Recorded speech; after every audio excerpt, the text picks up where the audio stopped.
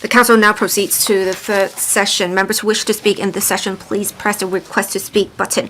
The debate themes of this session are Consolidate Hong Kong's status as an international hub, shipping, aviation, and legal, enhance transport and commuting convenience, promote the integrated development of culture, sports, and tourism. The policy areas covered in this session have been set out in the script for members' easy reference.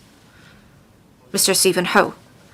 Thank you, President. I would also like to thank the SAR government for heeding some of the suggestions of the DAB, especially in the area of tourism. The DAB has always been advocating for different types of economies: marine economy, yacht economy, and waterfront economy. One of the important parts is that we have seen in our mainland visits very vibrant beaches, and we have local beaches being managed by the Leisure and Cultural Services Department, so only basic services are provided. They can't really generate much economic benefit in this for locals or visitors. So I think we should first improve services. We have a shortage of lifeguards. We also need to deploy significant resources in maintaining hygiene in the beaches. So why not adopt a profit-sharing arrangement in some way and outsource part of the beach for the operations of NGOs or companies so that they can develop better services in the private sector? We also need to safeguard the rights of Hong Kong citizens in using beaches. We have talked to Dr. Chen Hanpan and Chen Hockfeng before, and we went to the specific locations, and we found out that it would take $3 million to maintain the beaches. If we can adopt profit sharing arrangement, we won't need to spend as much with outsourcing, for example. So we need to make sure there is coordination to maximize the use of the beaches. We have not updated legislation for many years either. Some of the activities are not allowed leasing or F&B services, so we need to really explore the different options. The DAB supports the measures proposed by the SAR government in the policy address, but we really need to think about what we can do more in beaches.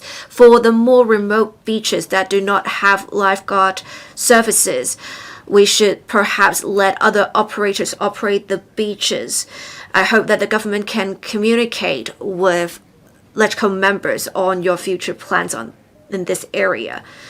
On marine economy and yacht economy, I really support the development of such economies. We have heard different proposals, but there's nothing concrete at the moment. We have some arrangements that are not quite clear. For example, regulation of goods and yacht clubs, whether we can have accreditation regime for yacht clubs for the carrying of products. For example, liquor. Every time one can only bring a certain quantity within 15 days. But with a yacht carrying multiple passengers, how will it be counted? I think you really need to communicate with the sector on this. When you communicate with mainland authorities, I believe they often would be quite concerned about smuggling. We need to perhaps think about how to regulate yachts in particular. We can perhaps refer to the experience of the local fisheries. If they have to go to the mainland because they are members of fisheries associations in order to enter certain waters, they will their membership will be suspended if they do anything wrong, and they will essentially be punished. So I think with individual visit of yachts, we can perhaps shift the responsibility to yacht clubs so that it would be less of a burden on the government. It would also make for easier handling by the government. We also want yacht passengers to be high spending visitors. We are preparing for that. We have now more berths. But then the fisheries are concerned that they will not have enough berths in future. The issue stems from poor management of typhoon shelters. As long as it is a vessel, it can enter the typhoon shelter. If we allow free travel of yachts in future from the mainland or overseas, we need better coordination by the government in the use of typhoon shelters. Mr. Chan Hock-fong tried to deal with the issue, and he found that it took long because there were not enough berths, and in turn later works are delayed. So we really need to deal with this, and I submit, speaking in support of the motion of thanks. Mr. Lam San Kang, I very much appreciate the government taking on board what I raised in a motion I raised earlier this year. We need to develop high value added maritime services. For different parts of this, financing, insurance, it would cost much. Vessels cost hundreds of millions of dollars.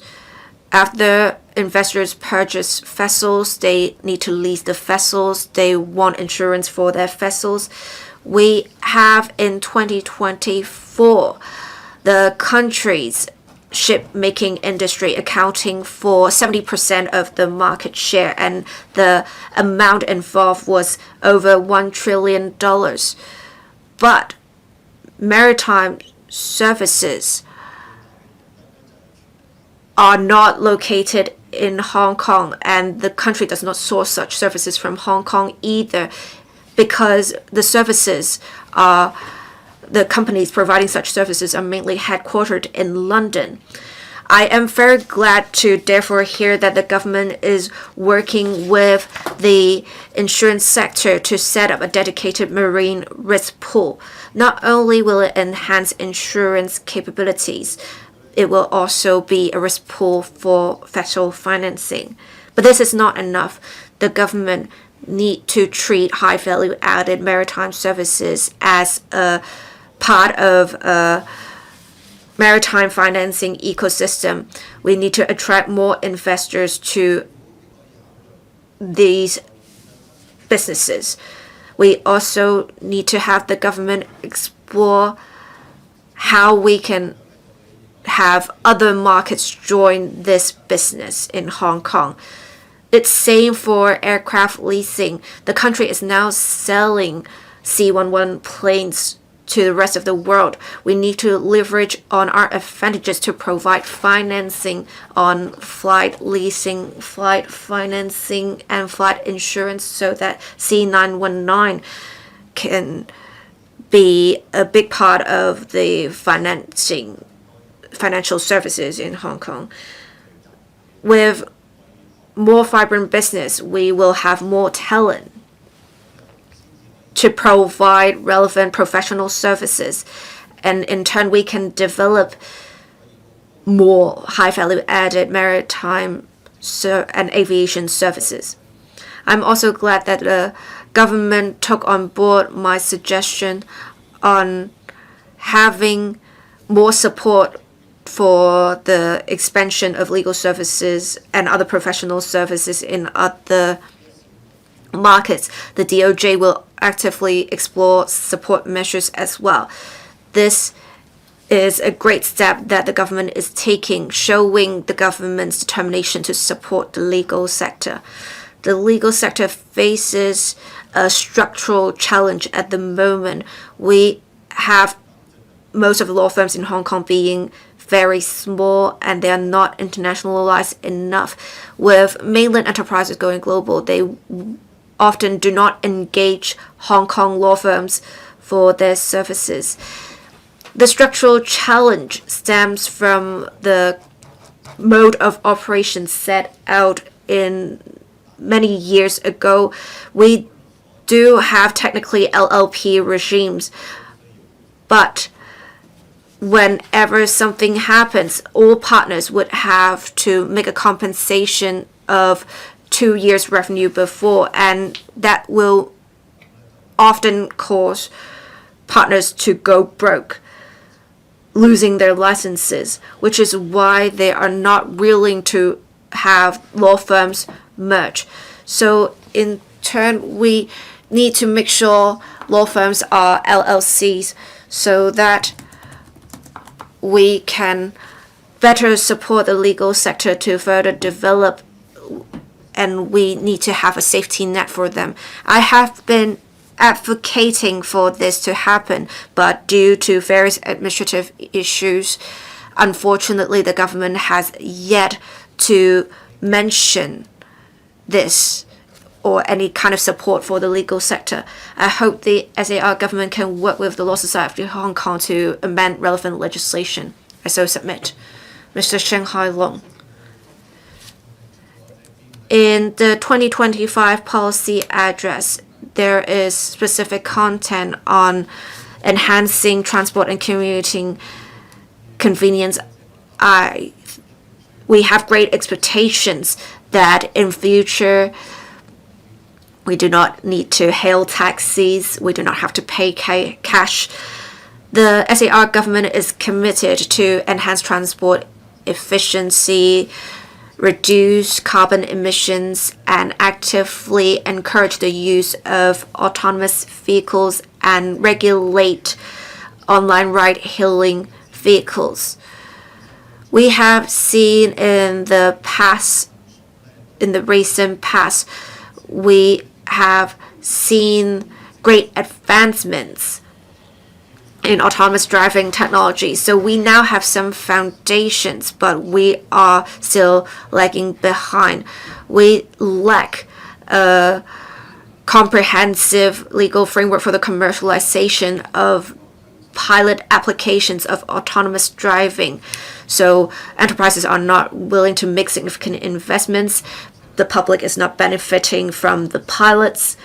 We have seen in different places, such as the mainland, including commercial applications in autonomous driving to allow small-scale commercial operations of autonomous driving applications. We have also seen Singapore passing relevant legislation to make for a clear legislative and regulatory framework. We often see other jurisdictions practicing a legislation-led approach, and I believe that is what led to their success. I want to make the following suggestions to the administration. First of all, we need to incorporate autonomous driving regulations in the online ride-hailing vehicle framework. We believe since the government is already devising the framework for regulating online ride-hailing service cars, we should have that cover autonomous driving vehicles. We should also set up a commercial pilot zone for autonomous driving to test out commercial applications of such technologies in Science Park and Cyberport. We also need to provide for ancillary services such as legal and insurance services. Right now, the accountability is not made clear in law, so we need to make clear such the different responsibilities of different stakeholders to protect interests of the different stakeholders. President, I have raised an oral question on autonomous driving before, and I have received a very positive reply from the Transport and Logistics Bureau. I just hope that autonomous driving can be included in the consideration of the government as soon as possible. On top of that, I also want to comment on our aviation industry. We need a more macro perspective on our air transport sector. We need to become an air transport ecosystem, and we need the industry chain. Let's look at other parts of the world. Look at Singapore, look at Dubai. They are leading aviation hubs. They focus not just on passenger volume and cargo volumes, they also focus on aircraft maintenance, components and parts, aviation technology, and nurturing talent. They have a full-fledged industry chain. Look at us. We lead the world in passenger and cargo volumes. But when it comes to aircraft dismantling and recycling, which is a high value adding sector, we are behind. This is a space with enormous potential. We can become more competitive by focusing on this. IATA's forecast says that in the next 20 years, more than 10,000 aviation aircraft will be retired. We have the rule of law. We have one country, two systems. We have a favorable geographical location. We can be a center for aircraft dismantling and recycling. We can drive the green transformation of the sector. We can also create professional job vacancies. And Hong Kong can become a key base for the life cycle management of aircraft. And we should also focus on high-end manufacturing on aircraft. So near our airport, we need an aviation technology cluster. We should focus on research and development of aircraft parts, electrical aircraft, and also other forms of leading aerospace technology. We need targeted subsidies, policies. Let's attract leading firms in this space to come here so that we achieve synergy, so that we enhance Hong Kong's profile in this space. We need talent for any industry we want to pursue.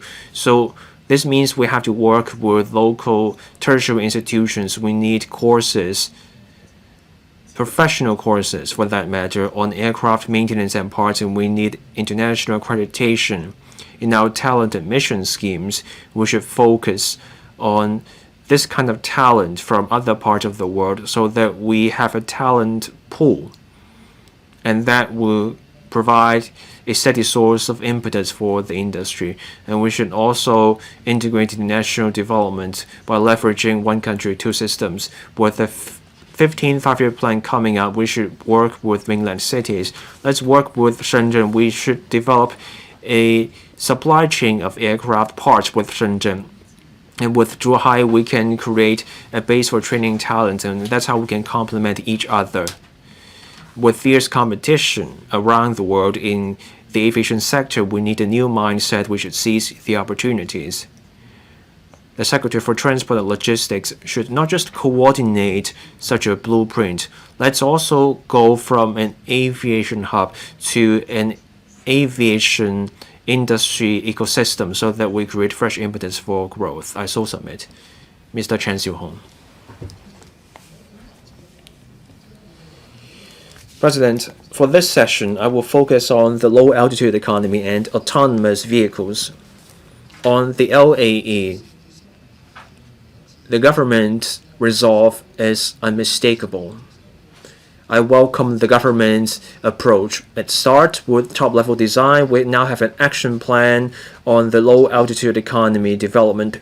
We now have a clear path. This will channel mainland and overseas capital to come here. And we're fostering collaboration between the research, academic, industry, and the investment sector so that Hong Kong can get a head start in this space. We need the technology for the low-altitude economy to work in a safe way. By the end of the year, there will be dedicated spectrum for LAE. Hong Kong is packed with skyscrapers. It will be challenging to trial drones in urban areas, but the northern metropolis is still under planning, so let's plan way ahead. We should allow the Development Bureau to set aside space in the northern metropolis for vertiport. The upfront costs for drones are very high. So as we formulate this action plan for the LAE, we should explore different ways of financing the LAE. Phase 1 sandbox projects are helping us gather data and build experience. I welcome a more enhanced version of it, and that is Sandbox X, and that will cover cross-district application, passenger carrying drones, and other areas. The news is exciting, but any cross-boundary trial schemes will require us to overcome silos. I've been calling for a cross-boundary, cross-departmental task force on cross-boundary low-altitude economy projects. That's how we can get ready, and we should work together on using artificial intelligence so that we have a fully digitalized system that can manage the low-altitude economy. That will give us real-time update and surveillance and analysis of the low altitude space. We need the laws and rules to go hand in hand as well, so that we have a safe and prosperous low altitude space. The LAE will be a major undertaking. The PA proposes a range of subsidies for businesses and universities to promote LAE applications, and there will be a review of talent development. There will be support for the industry and universities to nurture talent.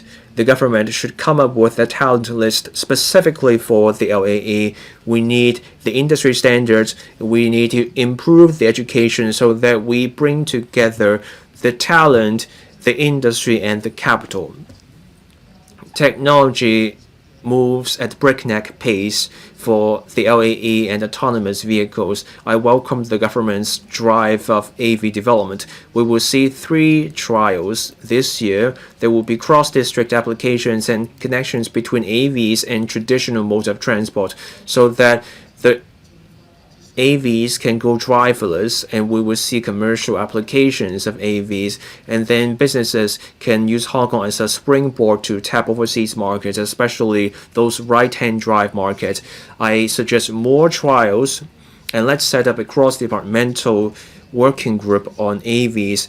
We need a clear action agenda and roadmap for these driverless cars, so that we can have data and technology on AVs. And let's also seize the opportunity of the NM. We need roads in the northern metropolis that can support the use of AVs and also vehicles to everything, so that we can achieve smart mobility. AVs and drones move at breakneck pace, so we have to start acting way ahead of time. We need to work on security. We have to work on the data ownership and protection for privacy. We need a tiered management system for data and a protection mechanism for sensitive data. We need a corresponding data security measures. We also need safeguards for cybersecurity risks for smart mobility. The chief executive has shown his foresight through his policy address. His policy address also covered integration into the mainland. There's hydrogen, there's carbon trading. In all those areas, the PA discussed how we can complement the mainland. This deserves credit. I hope the CE can continue to lead Hong Kong to integrate into the mainland, so that the Pearl of the Orient can shine even more brightly. I so submit. I support the motion of thanks. Mr. Benson Look. President, One initiative I have been championing over the years is developing a mega event economy.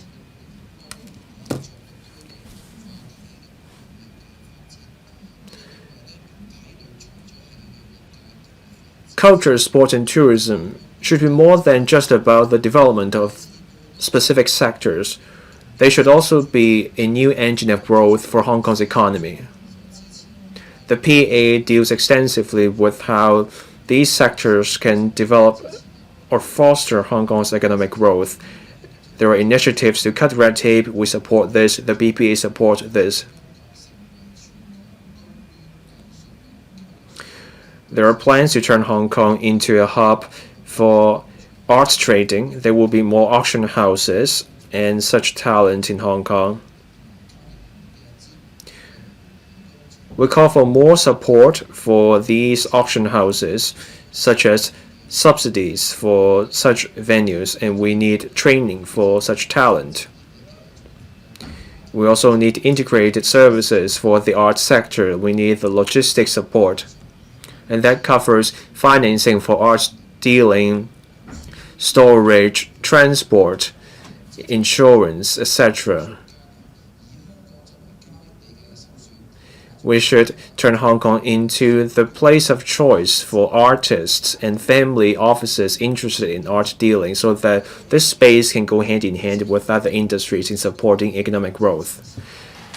On tourism, the PA proposes the mega events plus tourism approach. We have seen a string of sports mega events. The 15th National Games will start next month. We also welcome an agreement with Live Golf for long-term development cooperation. This shows the plus tourism approach works. The PA proposes a range of areas plus tourism, and that will bring economic benefits through synergy.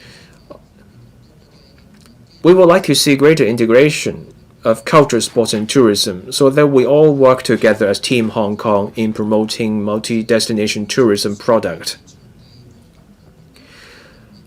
On revisiting our performance venues, the BPA welcomes this approach.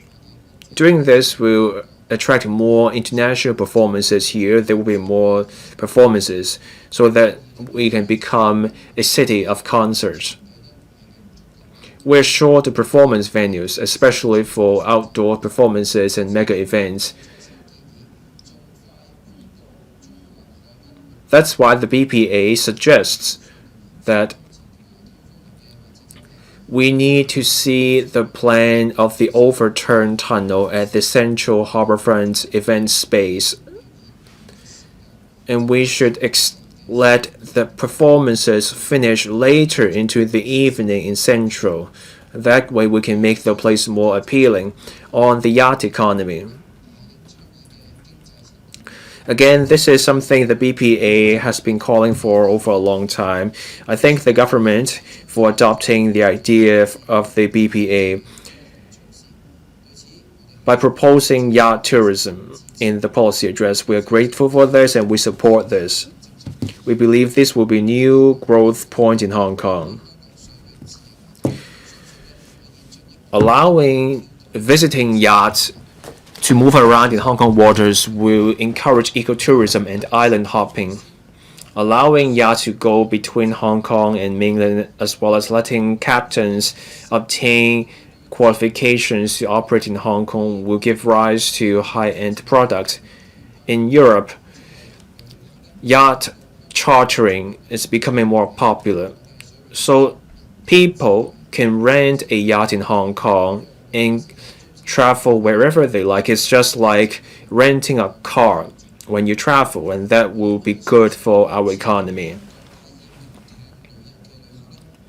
Visitors who come here for our yachts will be high-end visitors. The economic benefit from yacht will be several times as much as a regular visitor. Those visitors have a lot to spend, and when people come here for yacht, they come here as a single family or multiple families.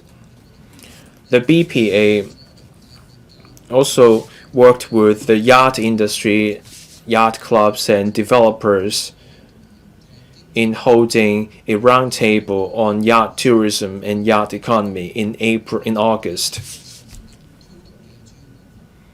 And these are key stakeholders in our yacht economy development. I'm also grateful to Ms. Rosanna Law for joining our meeting and hearing our views on a Saturday morning.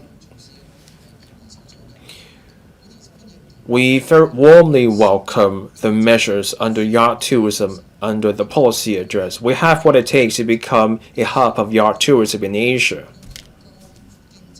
Yacht tourism or yacht economy can also help diversify our economy.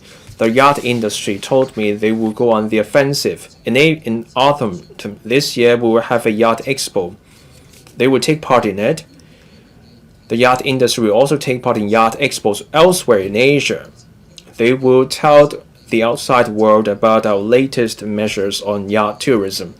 Next week, we will host a major yacht conference in Lantau. The industry told me they would promote Hong Kong to different stakeholders at that conference. The two-way movement of yachts will incentivize more people to buy yachts. In mainland, the taxes of buying a yacht can be up to 40% of the yacht. But in Hong Kong, people don't pay any taxes for buying a yacht. Streamlining cross-boundary clearance will enable cross-boundary movement of yachts, and we will be able to attract more yacht buyers to Hong Kong, where they can buy the yacht and they can enjoy their trip around the Greater Bay Area. For the yacht economy to work, we need multiple policy bureaus to work together. The Deputy Financial Secretary, the TLB, the Security Bureau, the Development Bureau, and the CSTB, they need to work together. On yacht expos and attracting investments, we also need the CEDB involved. I understand the government holds cross-departmental meetings on the yacht economy. Still, I call on the government to remain in touch with the yacht industry so that we can deliver the new policy well and we can truly drive the yacht industry, and that can foster economic growth. And I will have more to say during other sessions. I so submit. Mr. Adrian Ho. Thank you, Deputy President. In this year's policy address, in paragraph 185, the Chief Executive mentions that the CSTB will step up promoting tourism products with local and international characteristics to promote the concept of tourism is everywhere. The government is going to attract visitors to the shorelines of Hong Kong, and that the government will build a yacht economy to turn it into a new growth driver. I support these initiatives. There are currently over 40 public beaches in Hong Kong. These precious natural resources have been for years positioned as leisure and recreational facilities. We have yet to unleash their potential.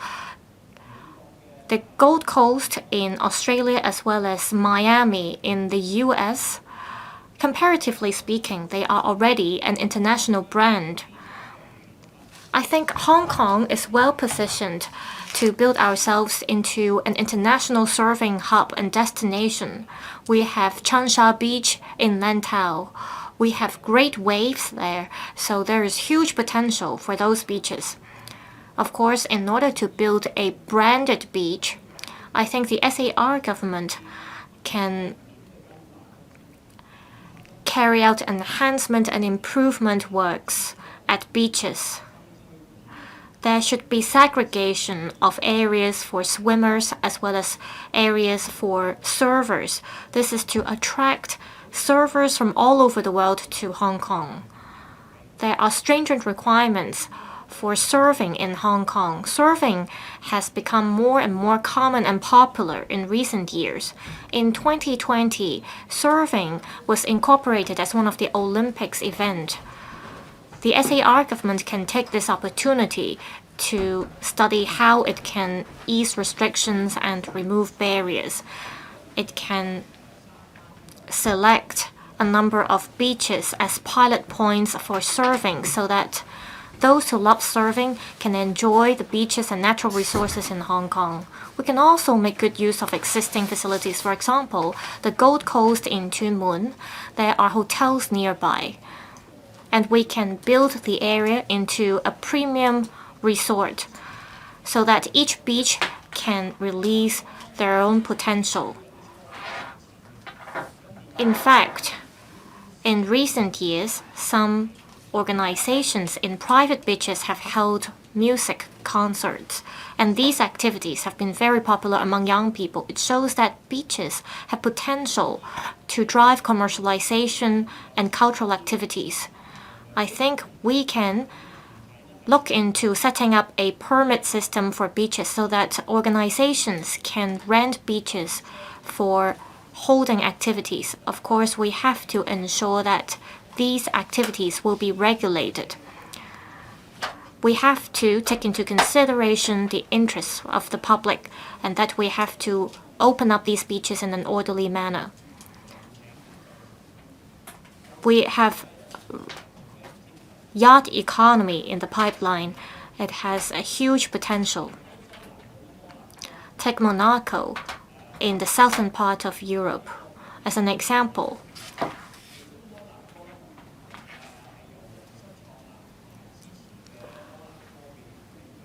Monaco has a famous yacht club, and it plays a pivotal role in promoting yacht economy. The club holds a series of international competitions to encourage innovation. It shows that there is huge room for us to build a marina in Hong Kong. Large-scale international yacht expo will be a major platform to attract brands to come to Hong Kong. Currently, most of these expos are focused in Europe and the US. That means there is room for improvement in the Asian market. Hong Kong can make use of its financial services and market to fill the gap in yacht economy. The government can attract more yacht expos to be staged in Hong Kong to attract potential buyers from Southeast Asia. The biggest challenge we face is a lack of yacht berths. Therefore, I appreciate that the CE is proposing adding 1,000 berths in Hong Kong, and that some of the berths will be for visiting yachts. Beaches and yacht economy can help diversify the development of tourism in Hong Kong. If we can make use of our unique advantages, I believe we totally have the capability to build Hong Kong into an international beach brand as well as an Asian yacht hub. Now I'd like to turn to another topic. Recently, I watched a movie that took 8 years to produce. The setting was in the 90s in Hong Kong. It was filmed in Causeway Bay, and we saw lots of neon signs in the films. It showcases the beautiful scenery in Hong Kong. It shows that the practitioners in the film industry were very serious about the production, and that a lot of the characters of Hong Kong are in the mind of overseas visitors as well as the locals. I understand that the SAR government has to strike a balance between developing culture and conservation. This is no easy task. I hope that Hong Kong can maintain its appeal and continue to be an international metropolis. Mr. Brave Chen, thank you, Deputy President. I thank the secretaries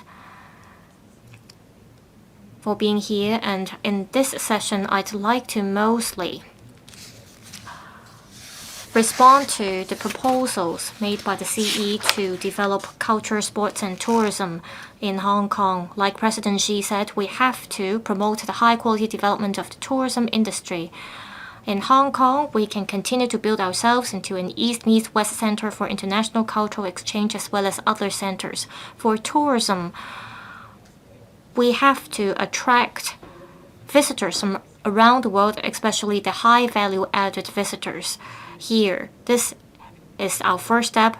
If they visit Hong Kong, they will realize that Hong Kong has become safer and more prosperous, and there is huge potential for us to attract investment.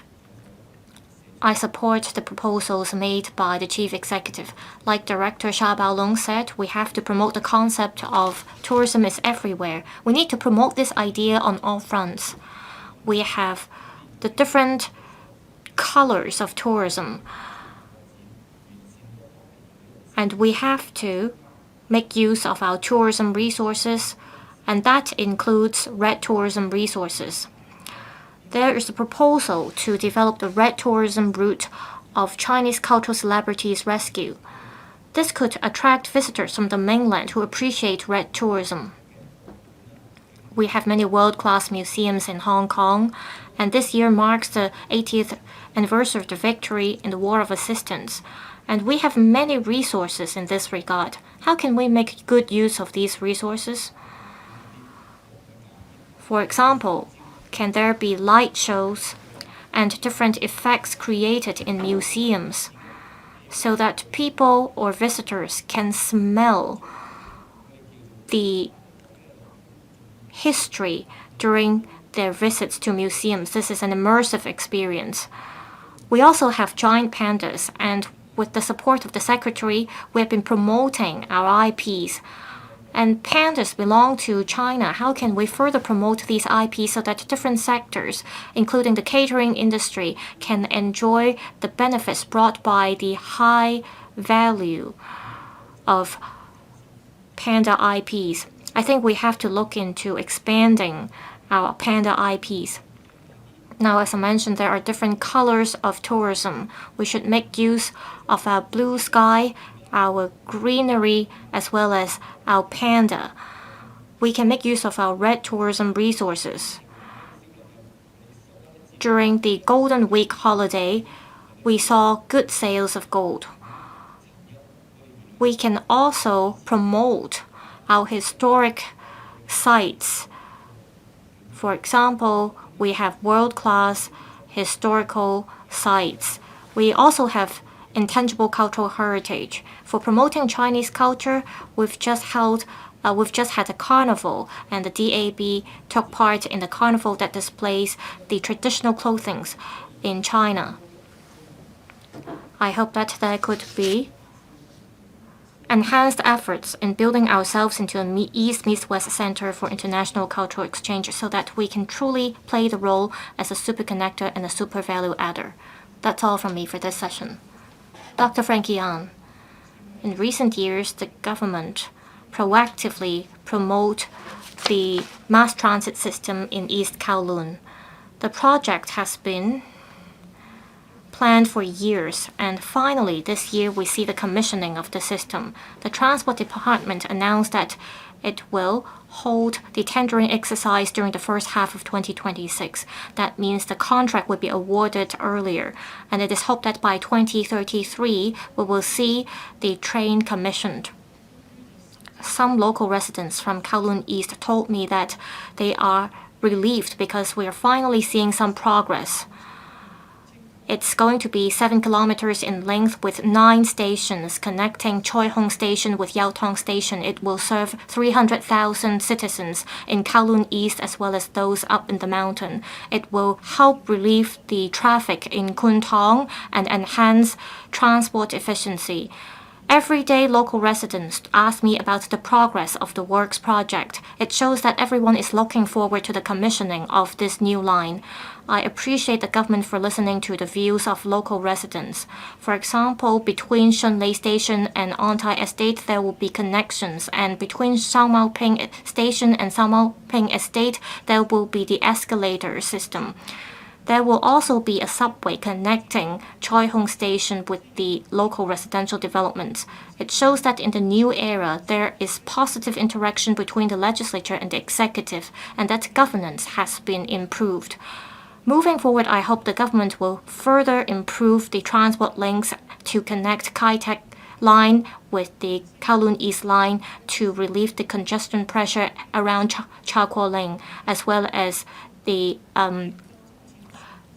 business area in Kuntung, there should be an extension line in Chiwonsan, and it should be extended to Lokfu and Kowloon. For those living at the mid-levels in Wong Tai Sin, they will have an additional option for transportation. Dr. Chen Hanpan. Thank you, Deputy President. Deputy President, I think the policy address is very comprehensive and deserves our support. It responds to public expectations. It also has various measures on economic development and improving people's livelihood. Many of the measures relate to the suggestions we have made before. I want to focus this part of my speech on transportation, specifically autonomous driving. We know that in future there are 3 zones where there will be pilots of autonomous driving, the HZMB, the airport. And we have seen earlier the actual application of the technology in the airport. My party members and I rode on the vehicle. The ride was very smooth, and when the vehicle was about to enter the roundabout, it is actually smoother than a lot of rides I was on before. I hope that in future there are more test scenarios so that we can have a wide adoption of autonomous driving in Hong Kong. There was recently a visit to Shanghai and Hangzhou, and there were exchanges with some autonomous driving enterprises in the locations. We are lagging behind. They are much further than us, but they also face difficulties because the roads are not as standardized as those in Hong Kong. While we do have a varied terrain that can pose a challenge, but we have comprehensive environment and order for roads. We have better infrastructure. It does facilitate the testing of autonomous driving applications in Hong Kong. I agree the priority is safety for testing autonomous driving applications, but it is understandable that there may be minor issues in the tests. These should not stop us from trying to adopt the autonomous driving technology. We can first use autonomous driving in some short trips. I believe the government will announce a transport strategy study findings later this year. I hope that there will be specific measures that can be taken forward as early as possible. On car parks, we have had some GF or plot ratio exemptions for car parks constructed. Construction costs are significant for developers at the moment. If you force them to construct underground car parks, it will make for a long construction period and increase construction costs significantly. With the latest exemptions proposed in the policy address, I think this is very much appropriate. What we need to do is to do more in alleviating the pressure of having a shortage of parking spaces. The government should take a multi-pronged approach. We have some smart car parks that have been in operation for a while. They are very suitable for Hong Kong because we have a shortage of space. So we can better make use of such technology to release more land for other investments. We also have space under flyovers that does not have their land formed. And they are already used as car parks at the moment, but they're often single story.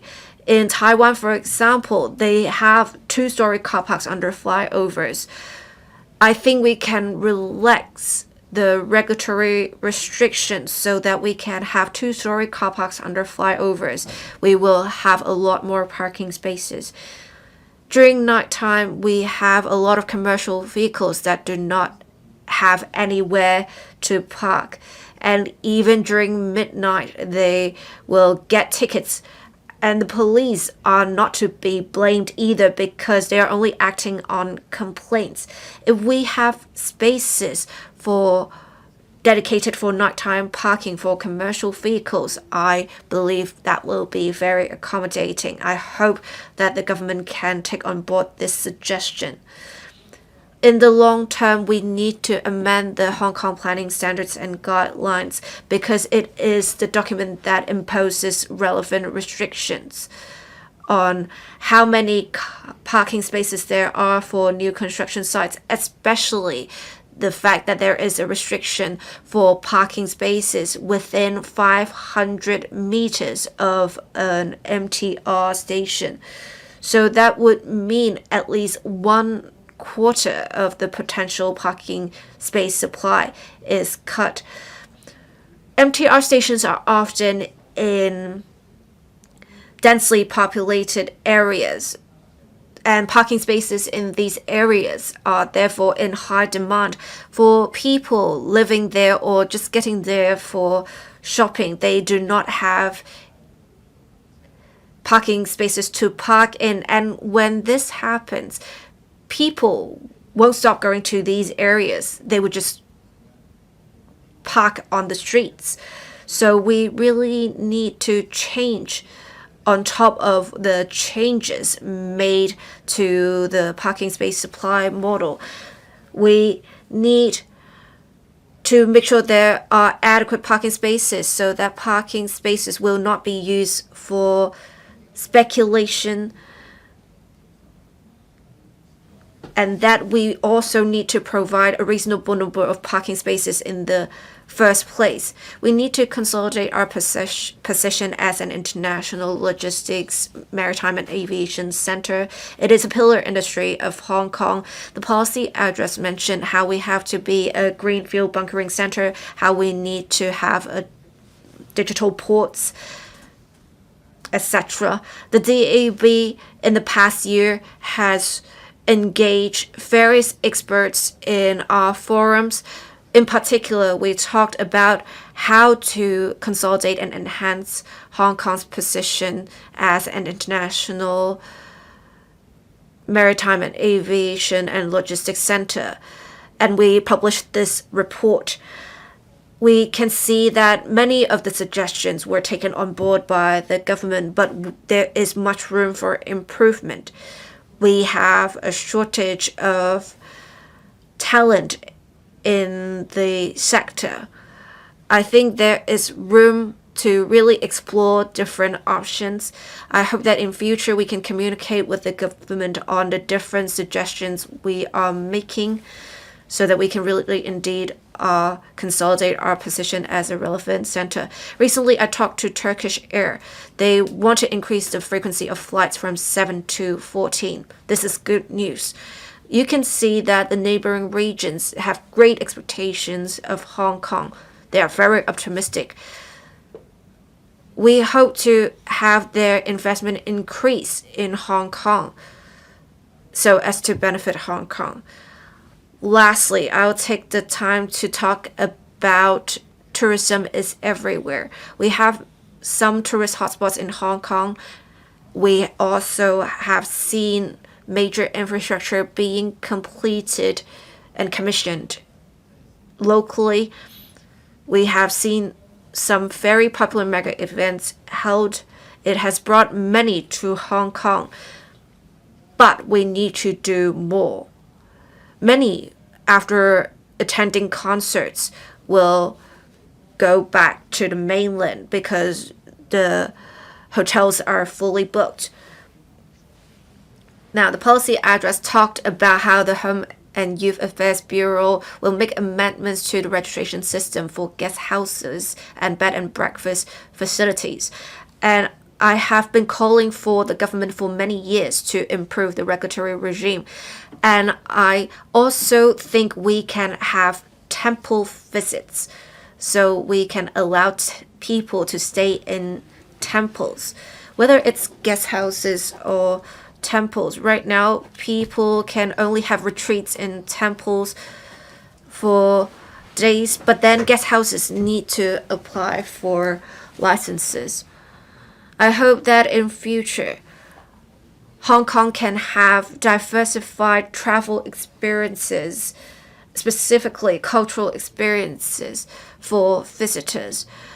I think we should make adjustments to accommodate the different wishes of visitors. We can also improve institutions. For tourism is everywhere. We have a park in Hong Kong that has some old houses that were ancestral halls for indigenous inhabitants. Right now, the establishments are closed. They are just storing some records or they're just left vacant. It is a waste of the premises. If we can allow visitors to visit the premises, or we can rent the venues to some civic society organizations so that they can hold activities there for women or for people to gather in. This would be a good use of the space. We really need to revitalize these premises for the development of tourism. If we allow participation of the public so that they can benefit from this, there will be greater incentive for citizens to participate in. For specifically tourism, the public often does not benefit, so when their daily living is only slightly affected, they will be complaining.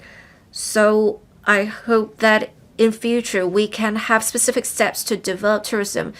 Mr. Chen Yong talked about the different colors of tourism. I think it's very good, but I also think that there should be public participation in order to incentivize the public. We have many beaches in Hong Kong that are very beautiful. For example, on Lantau Island, there is a very good beach. There are many businesses, but then business operators cannot obtain licenses, so they do not want to operate on the beach. I think it's due to a lack of a comprehensive regulatory regime.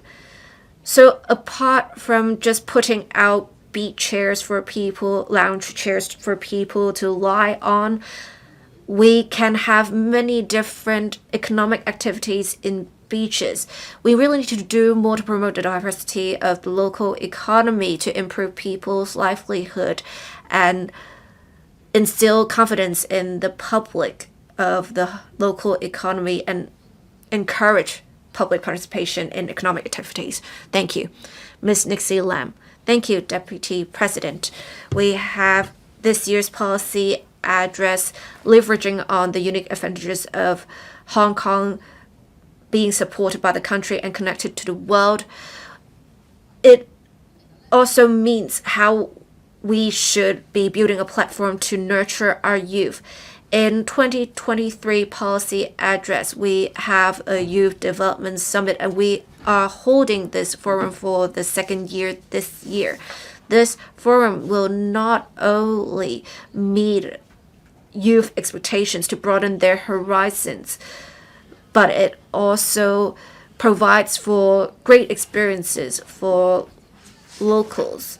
So this forum has two things that were very memorable for me. We had Fujian youth representatives during forum taking overseas representatives to taste Chinese tea, and they are thinking about how to generate business opportunities from such exchanges. The second thing that I remember much is that one of the days was the second day after the super typhoon hit us, and the welcome dinner the night before, many participants said they were quite concerned, but then the next day operations pretty much resumed normal. It really helped them learn what the Hong Kong speed is. It really instills confidence in them of Hong Kong. In future, we can have more international forums that target the needs of youth. We can perhaps have some conversion of the thoughts of mainland and local youth and match their projects with different organizations to help them expand into global markets. We have also in the policy address many measures for culture, sports, and tourism to promote the development of relevant industries and train relevant talents. In particular, we have seen a successful partnership with Lift Golf. I have attended many National Day activities and I have had many in the business sector tell me that it is great that we are partnering with Lift Golf because Lift Golf is such a premier tournament. It can bring about the development of industries and talents.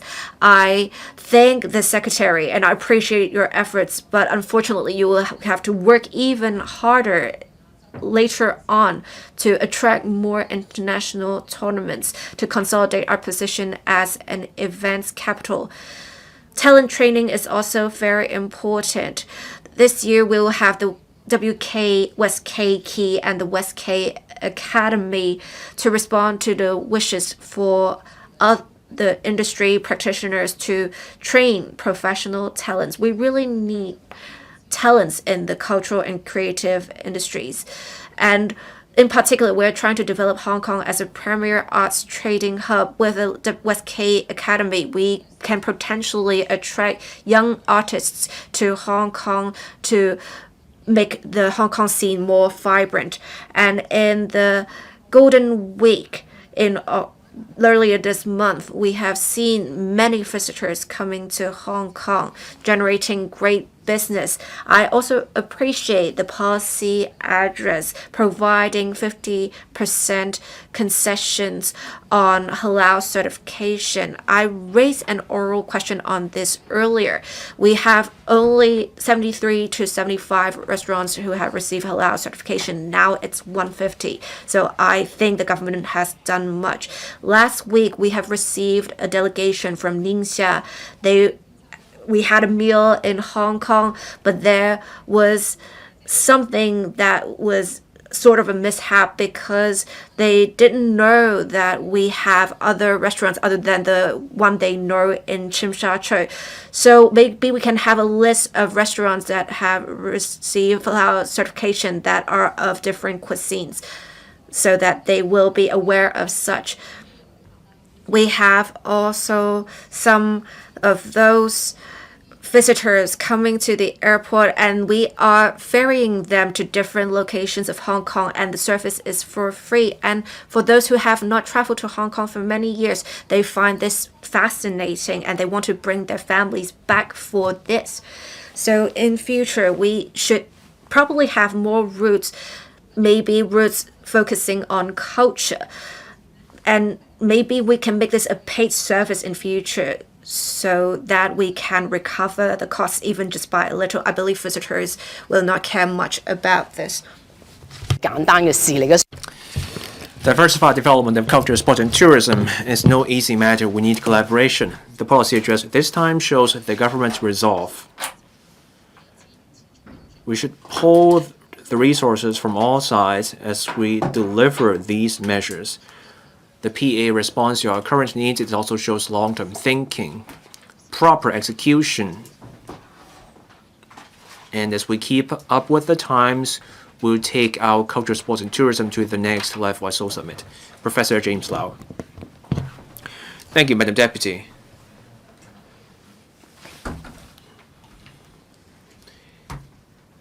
I welcome the culture policies under the PA this time.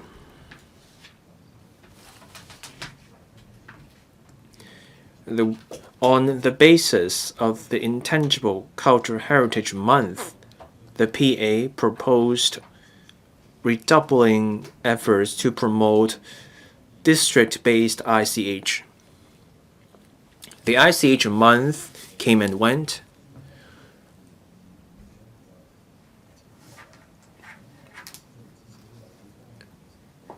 We achieved a few things.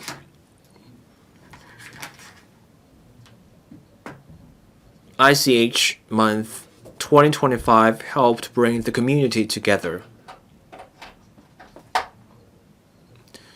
We forged closer ties between community groups and organizations. Passing on the heritage, we generate a greater public interest in ICH. ICH also helped highlight what we have common with the mainland in cultural roots, and that also lays the foundation for patriotic education. So this time we had in-depth tourism, we had a summit, we also had exhibition on ICH. 6 districts were covered by the ICH initiative, so that covered the outlying islands. We demonstrated preserved fish. We also did the lion dance.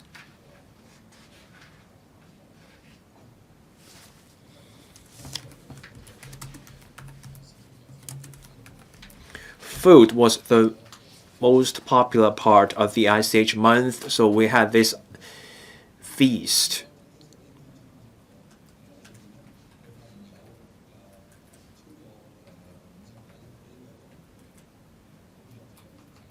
More than 50 people working on ICH took part in the ICH month 2025. There were more than 100 projects, more than 100,000 people took part. We were simply testing the water and we got such good results. So for the future, we have a few expectations. We should work towards expanding the reach of the ICH month in 2026. Let's have more elements, let's get more people to participate. In the future, let's also deepen collaboration with the mainland and overseas bodies. Let's invite them to our summit. Let's get those practitioners to come here from the mainland and overseas.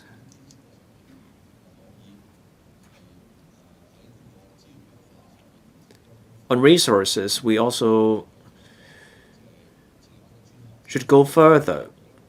Can we set up dedicated funds so that resources can translate into greater quality and impact from these ICH events?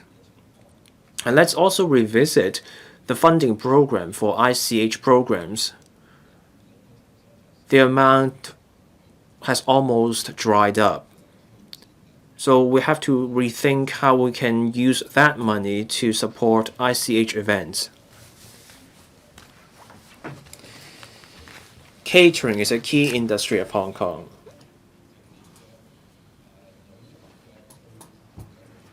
June is a slow season for tourism in Hong Kong. Launching the ICH month in June is a boon for tourism. The involvement of the F&B sector matters. So let's take stock of the feast we held this year. We should promote traditional culinary delight through ICH events, and that's how we can also promote Hong Kong as a culinary paradise. We can bring more tourists here by doing that. This can foster tourism and also the promotion of ICH Seoul Summit. Mr. Scotland, the policy address this year responds to the ideas from many in the community, including me, so I support the PA, I support the motion of thanks. First, I want to discuss transport. The PA proposes different kinds of tourism, including yacht tourism. There are also plans to revitalize the old Yamate police station, among other current itineraries. Tourism is in transition. We have to consolidate conventional strengths and we need new tourism products. We want to bring more tourists here. We want tourism everywhere, and that can also stimulate district economy. The PA proposes another tendering exercise for the operator of the Kai Tak cruise terminal. There will be a review of the lease terms. This will be crucial to Hong Kong's competitiveness as a cruise terminal. We got more port calls from cruises last year, and that shows the industry's confidence in Hong Kong. But we should also enhance the experience for visitors. So in our future tendering exercise, we need a professional operator that has both the Chinese and global perspectives. Now, for the commercial space, we need incentives for businesses to set up souvenir shops and other kinds of stores so that visitors, upon disembarking, can do shopping. With businesses there, we can ensure visitors at the cruise terminal even when no cruise is calling. And we should encourage passengers arising by flight to catch a cruise, and that can foster multi-destination tourism. We need better transport links for the cruise terminal. Let's also provide luggage transfer services so that people can drop off their luggage when they get off their cruise, and they can go on to, and the travelers can go on to visit other places either in Hong Kong or other cities in the Greater Bay Area, or even other mainland cities outside the Greater Bay Area. And this will further consolidate Hong Kong's role as a cruise terminal hub. The PA also proposes rural tourism by bringing together different rural attractions. We have different attractions in Sai Kung. We have the Sharp Island as well. Transport links leave much to be desired in the rural areas. For example, we have seen what's wrong with the east dam of the High Island Reservoir. I know our officials want to improve the experience for travelers when it comes to transport. So for rural tourist attractions, let's bring in bike sharing. And for islands, let's offer more ferry services. Our rural areas and islands are valuable tourism resources, so let's step up publicity and urge tourists to protect the environment to keep tourism sustainable. And let's also streamline the licensing regime for bed and breakfast. And we should invite rural residents to be part of tourism so that we get our tourists to stay overnight instead of just being day trippers. The PA also proposes red tourism. This year marked the 80th anniversary of the victory over Japanese aggressors. Now, we talked about itineraries specifically on the Chinese cultural celebrity rescue. You don't have to go to the new territories. Even the typhoon shelter in Causeway Bay is a good spot for this kind of immersive experience, and that's how we can tell people about our history. I also welcome the government's plan to work with Shenzhen on a red education route on Chinese cultural celebrity rescue that can draw tourists interested in culture and history. The PA also proposes enhanced experience for high spenders. Hong Kong is home to world-class hotels, cuisine, and Hong Kong bar just topped the leaderboard in an award scheme. Now we can offer customized experience to attract high spenders. So let's enhance the facilities at the West Kowloon Cultural District, such as the lounges, and we also need more VIP lounges at our airport, so that visitors can get a unique experience by visiting here. Now I turn to transport. Transport is key to tourism. The PA proposes continuous development of autonomous vehicles. We have issued 3 licenses for the West Kowloon Cultural District, Cyberport, and North Lantau. Those schemes are meant to try out driverless cars. Now we should trial driverless cars as a way to carry luggage between the West Kowloon Express Rail Link Terminal and the airport, and that will strengthen Hong Kong's role as a transport hub.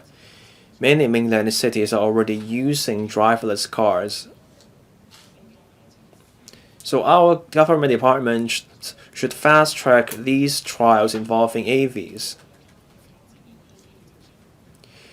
Tourism and transport require collaboration between business, the government, and the community. We bring everyone together, we work together, and Hong Kong will become more attractive. I so submit. Mr. Kissen-Yang, thank you, Deputy President. I'm glad that the policy address this year has taken on board a lot of the suggestions made by the A4 Alliance. Last year, I mentioned that we would promote halal certification as well as a subsidy scheme. I am glad that the government is rolling out this funding. This will reduce the costs for SMEs to get halal certification.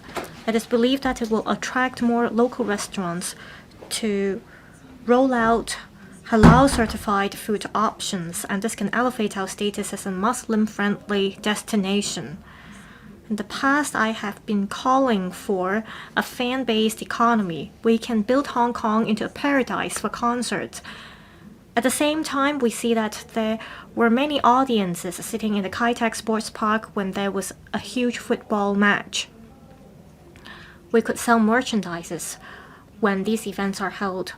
I hope that moving forward, the government will attract more international sports events to be held in Hong Kong. We can make good use of the fan culture to promote our IP brands. We can also make use of sports mega events, concerts and light shows to stage nighttime events and nighttime bazaars. This is to inject new impotence to our economy. Now I'd like to turn to the green mass transit system in East Kowloon and Kai Tak. First with Kai Tak. Without the Kai Tak runway, it became an isolated island. In 2023 policy address, we finally saw that there would be a project in Kai Tak. It is only with heavy rail that we can maximize the benefit and efficiency of the rail project. We have to make sure that there will be sustainable development of the project. Recently, the SAR government granted 3 plots of land with a nominal rate to a developer. I think this is a good arrangement. This can allow the land to be made use of, and this will also enhance other developers' incentives to bid for land. I'm worried about the impacts of the project to local residents. I earlier talked to a government official under the TLB. In future, there will be a new hospital in Kai Tak. It is expected that there will be millions, tens of millions of people in the area. That would pose huge stress to the district. Also, I'm concerned about the potential noise pollution caused by the green mass transit project. We aren't sure who will operate the project yet. Once the contractor is fixed, I hope that you will look into the noise pollution issue.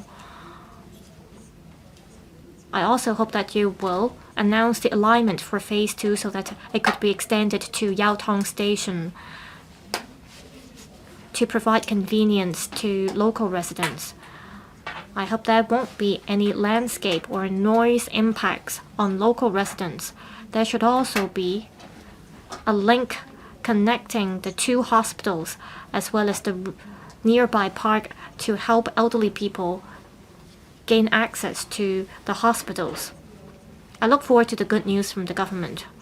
On the green mass transit system in Kowloon East, I hope that the second phase alignment will cover the mid-levels in Wong Tai Sin from Choi Hong Station to Fusan Road, Chuk Yun Road, Aotao Road, and finally to the Wong Tai Sin Station. It will really settle the traffic issue faced by Chuk Yun District. I so submit. Thank you. Mr. Vincent Chang. Thank you, Deputy President. I first would like to thank the Chief Executive for delivering the policy address on the 17th of September. It focuses on economy and people's livelihood. The PA also mentions about how we can cope with the economic restructuring. There are many measures that benefit people's lives. It has taken on board a lot of DAB's suggestions. There are some parts that I would touch on. Then in the next session, will talk about youth development as well as people's livelihood. One focus for this PA is about the integrated development of culture, sports, and tourism. I agree with this approach. I think this will help inject new impetus to Hong Kong's economy and enhance Hong Kong's appeal. On culture, sports, and tourism, there is mention about enhancing performance venues in Hong Kong.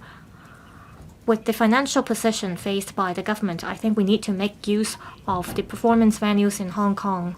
This can unleash more public spaces for development. At the same time, we can attract more culture, sports, and tourism activities to be staged in these venues. I'm glad that the government took on board our suggestion, that is, it will introduce a market-based approach for LCSD venues. For example, on closing days of museums, these venues will be rented out to private sector for commercial activities. There was a fencing activity in the Hong Kong Palace Museum, and this is a great example of how we can make use of these venues. I also look forward to revitalization of historical buildings in Hong Kong. These venues were originally for exhibition purposes. I hope that the government will encourage LCSD as well as other parties to make good use of these venues. We should make use of creativity. Of course, under the premise that the artifacts and exhibits will be protected. I also welcome the idea of enhancing the holiday camp in Lei Yuen Mun. There are many attraction sites in Hong Kong Island East. For example, there is a very famous hiking trail in Hong Kong Island.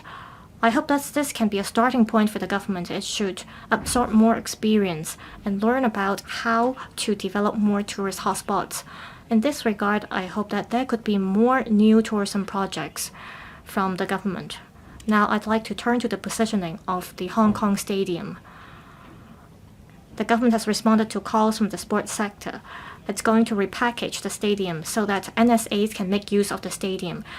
It will study making use of the stadium as training facilities. I've looked at some information. I learned that it costs about $150,000 if you want to use the stadium per day for 1 day, and it's about few $1,000s per hour. While we need venues to hold large-scale events, we might not have many events that would house tens of thousands of people, so I hope that the fee would be more flexible. For example, the venues could be used for other activities, and the fee for making use of venues for sports training could be lowered. This year, we've got a lot of good news for the sports sector. For example, we have a number of elite athletes who have achieved very good results in the sports arena. And we also have very good sales of tickets for a table tennis event. I thank the Secretary for her support for sports events. I have been in charge of the provision of financial support for elite athletes, and I also took part in some sports medicine projects. This is thanks to the government that we have yielded results in these areas. I'd like to mention that a month later there will be the national games. There have been many publicity campaigns from the government. I hope that the government will manage to attract more visitors to see the games. I've talked to the administration a number of times. I think a lot of people would like to get a ticket to see the games. A lot of sports organizations, NSAs, schools, and social welfare organizations would like to get tickets as well. However, the ticket sale procedure is rather complicated. I hope the government can think about how to offer support to them so that more people can get to see the games in person. This is a good chance for us to educate the public. With more people going to see the games, it will also help promote sports development. Now I'd like to turn to tourism. I am a legislator of the Kowloon West constituency. During the Golden Week holiday, I saw many people in shopping malls and restaurants, and there was also heavy traffic. So this is a good sign. This year and last year, the government held a lot of large-scale sports events as well as concerts. These events attracted a lot of visitors from all over the world to come to Hong Kong. I hope that we can continue this trend all the way to Christmas as well as Lunar New Year holiday. Now, I mentioned about the Golden Week holiday. Many people came for shopping. I care about halal or Muslim visitors. As mentioned, with the effort of the government, we've got more halal certified restaurants. This year, thanks to the government, because of the funding scheme, there are more halal certified restaurants. I hope that apart from the funding, the government will better promote Hong Kong as a halal or Muslim-friendly destination, so that more Muslim visitors will come to Hong Kong. Now I'd like to turn to yacht tourism. A lot of members have spoken on this. I'm not going to go into the details. Near the Hong Kong Coliseum, there will be a yacht berthing facility. I think for Kowloon West, this is going to be a new attraction. There are never enough yacht berthing facilities. I hope that the government will consider other locations. For example, in West Kowloon District, there are spaces for that, so the government can think about it. Now, I am a board member of the West Kowloon Cultural District Authority. I hope that the government will attract more people who are enthusiastic about arts and culture to help train up talents. This can help revive the arts trading ecosystem. I hope that there could be more long-running shows in Hong Kong. The show called Imperial will be have been staged in Hong Kong, and I hope that this is not just going to be staged in Hong Kong, but also in Europe and in the US. Now, the West Kowloon Pier will be commissioned by the end of this year. This is a very good project. Many people said that we do not have a comprehensive transport facility in West Kowloon. I hope with the pier there could be more events and activities in West Kowloon. Now, thanks to the CSTB, we have seen enhancement with the M-Mark system. Many large-scale sports events would like to be staged in Hong Kong, but there are concerns about tickets. I hope the administration will continue to work with the Hong Kong police force so that there won't be any ticket scalping or deceptions because of ticket sales. This will damage the image of Hong Kong. I so submit. Thank you. Mr. Frankie Yik, Deputy President. We see geopolitical uncertainties and a sluggish economy, so the cargo throughput at the Hong Kong container port has dropped. The government mentioned that there will be sea, rail, land intermodal transport. It will work with different cities to leverage the strengths of Hong Kong ports to help mainland cargo to go global. Because of homogeneity with the port development in the Greater Bay Area, the government needs to talk to the central government so that there will be a healthy development of the different ports in the GBA so that we can achieve complementarity effect. I hope that more people will choose Hong Kong as the entreport, and we need shorter time for approval. This April, the International Maritime Organization made a legislation on making use of greenhouse gases. That is, vessels will have to make use of cleaner fuels. Cleaner fuels will become the major trend. The Liberal Party calls for Hong Kong to become the green fuel bunkering center. We had the first LPG bunkering operation earlier this year. I hope that there will be green methanol bunkering as well. And within this year, the sector will submit proposals on green fuel, and there will be another study on green ammonia as well as hydrogen. I hope that this will help ocean-going vessels from different parts of the world to make use of green fuel. With the commissioning of the 3-runway system of the Hong Kong International Airport, Hong Kong has the capabilities to have more flights and air routes. We should work with more countries to have bilateral air service agreements so that we can have more flight routes to the mainland, the Belt and Road countries, the ASEAN countries, Middle East, Central Asia, to expand our aviation network, not just in passenger freight, but also cargo freight. Because half of the cargoes right now go through passenger freights. We need to actively communicate with the mainland, however, to ensure complementary development of airports. I want to talk about also a shortage of parking spaces for commercial vehicles. The Liberal Party supports the measure proposed in the policy address to exempt developers from having to construct underground car parks, but we need to make sure there are adequate parking spaces for commercial vehicles. We need to allow public light buses and taxis to be able to park in, for example, bus depots.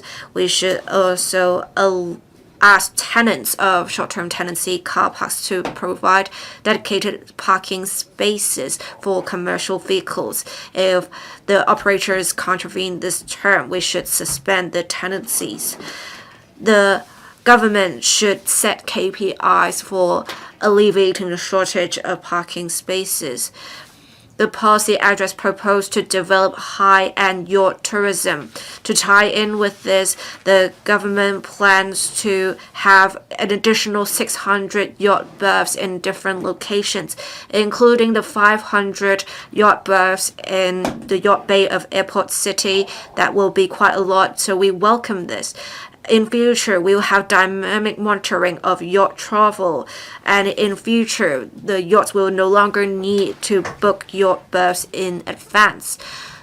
The industries are worried that the vessels will just berth at typhoon shelters that will exacerbate the shortage of berthing spaces in typhoon shelters. I hope that in future, when promoting yacht travel, the government should promote the fact that yachts should not be berthing at typhoon shelters so that there are enough berths for commercial vessels. We have seen in the past 11 years rampant wide license cars. We have not really seen the previous governments do much in combating the problem. I thank the current term government for tackling the issue head on, proposing a bill to make legislative amendments to plug various loopholes, for example, an unknown driver, so that when a vehicle owner does not provide information on the driver, the vehicle will be detained. I hope that the government will work with the taxi trade, maintain communication with the trade so as to implement the policies. We also need to alleviate shortage of practitioners in the transport trade. We have imported 8,000 workers to meet the manpower shortage. We have seen an increase in the unemployment rate, but there are still job vacancies. There is still the problem of shortage of labor. With the commissioning of the 3-runway system, we need a lot of manpower in the aviation sector, and it's the same with the transportation trade because there are many drivers who are retiring. We are only importing half of the labor we need. So I hope the government will increase the quotas and perhaps even adjust the importation ratio. Due to geopolitical tensions and northbound travel of locals, we have seen the F&B and retail sectors of Hong Kong taking a hit.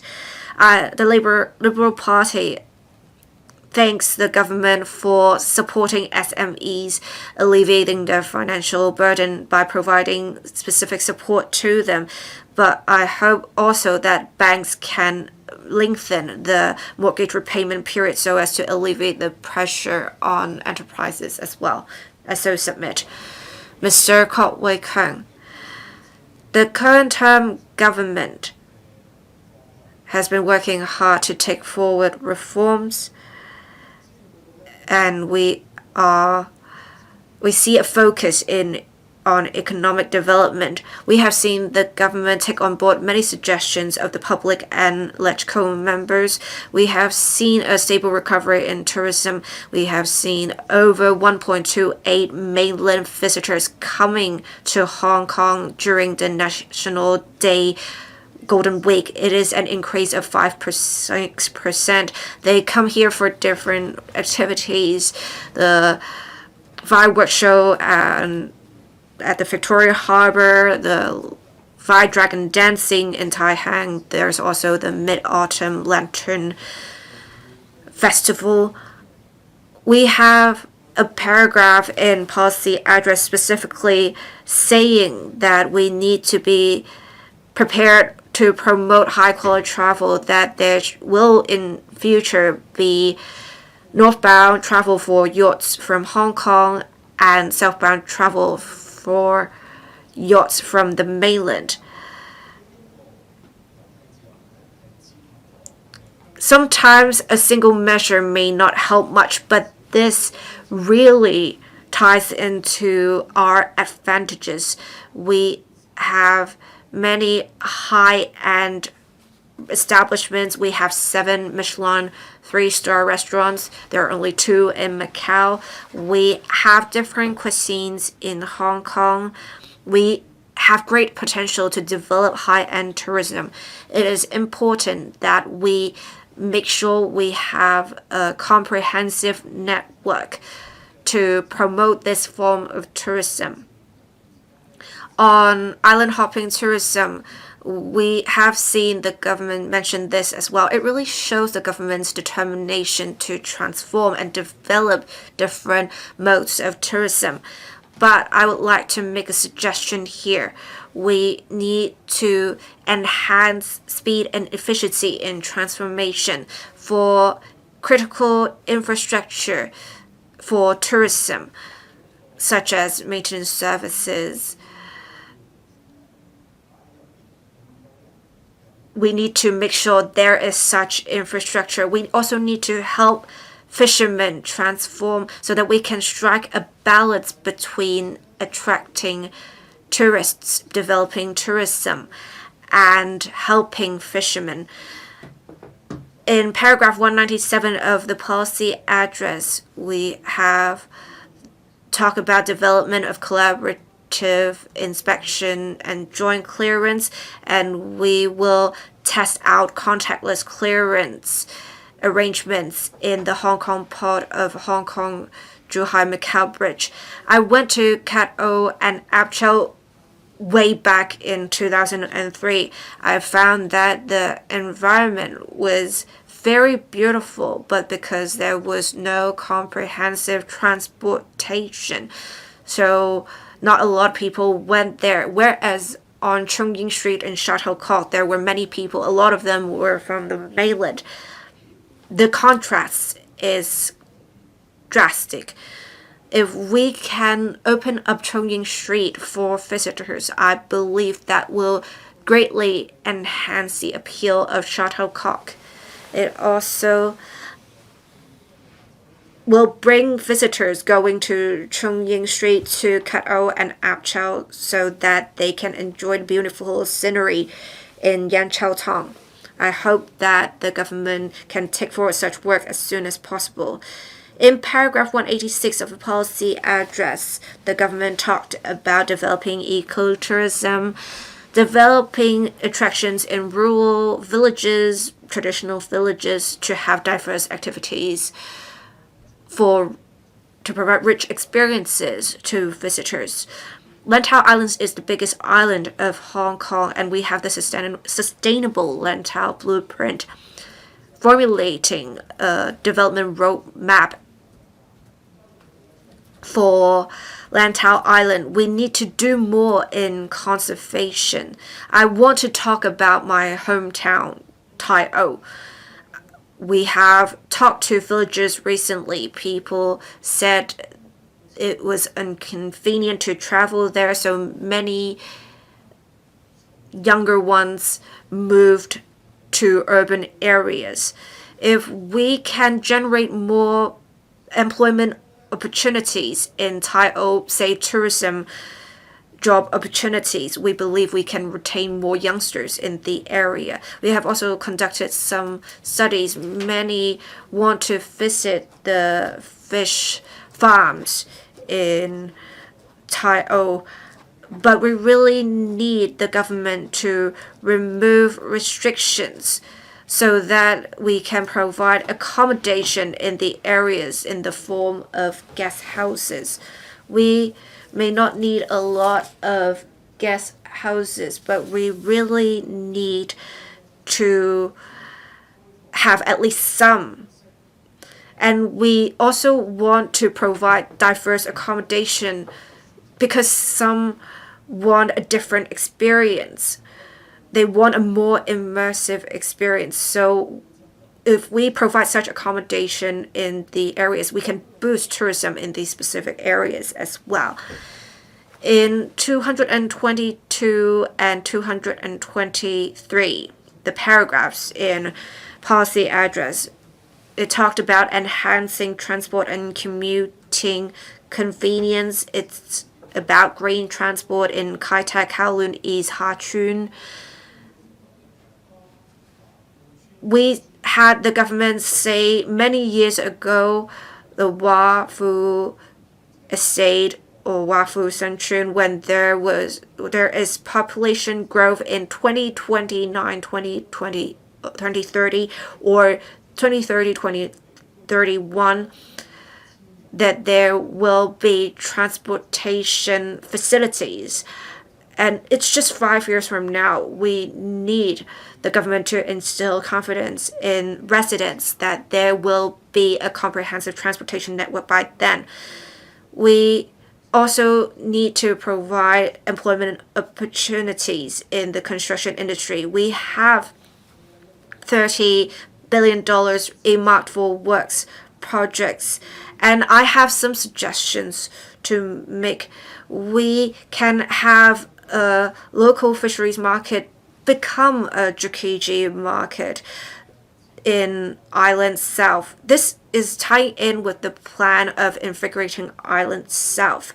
Right now, this project is on hold due to the government being in a tight fiscal position. With an additional funding of $30 billion, we can resume this project. Another project is about expansion of the Aberdeen Typhoon Shelter and the plans to have a joint complex for services in the Southern District. I hope with the $30 billion funding, we can take forward such works because these projects are related to people's livelihood and development tourism. I so submit I'll stop here for this session. Mr. Yu Patlan. Madam Deputy, I support the motion of thanks that you have moved. On behalf of the tourism sector, I thank the Chief Executive for his policy address, and I also support the PA. This PA is about deepening reforms for our people, leveraging our strengths for a brighter future. It sets up a clear roadmap for our future. It clearly shows the government's commitment to people's lives, and in the result-oriented approach, it represents a new style of governance. What we find most encouraging about the PA is that we see continuity in our tourism policy. We see new thinking. We can also see that the government values tourism. We have different bureaus involved, the Security Bureau, the HYAB, the CEDB. Different bureaus come together. Many chapters under the PA have to do with tourism. We're extending and reflecting this principle of tourism everywhere. I can see the government's resolve to turn Hong Kong into a tourism destination. So I want to focus on 3 points. First, tourist source market, and also sustainability in tourism. First, source market.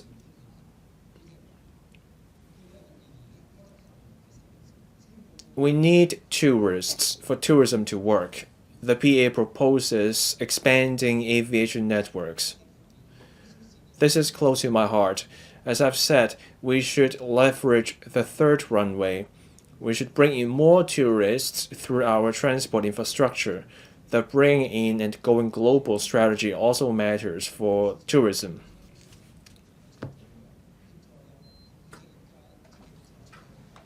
Helping the tourism go global, tapping new markets, attracting more tourists will bring in more visitors.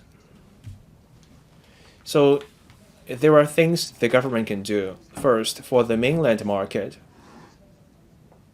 we should facilitate two-way flow between Hong Kong and the mainland. I have been calling for the expansion of the multi-entry visa to major cities like Beijing and Shanghai, and I've called for more long-haul flights. 71% of mainland visitors are from the short-haul market. And that warrants a targeted approach. We should dig deeper into the mainland market. Let's work harder on the cities newly added to the individual visit scheme. Let's encourage more visitors to come here. And we should also work on our visas.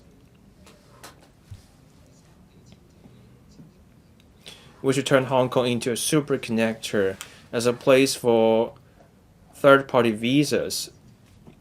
And we should work harder on overseas markets. We should be targeted in attracting visitors.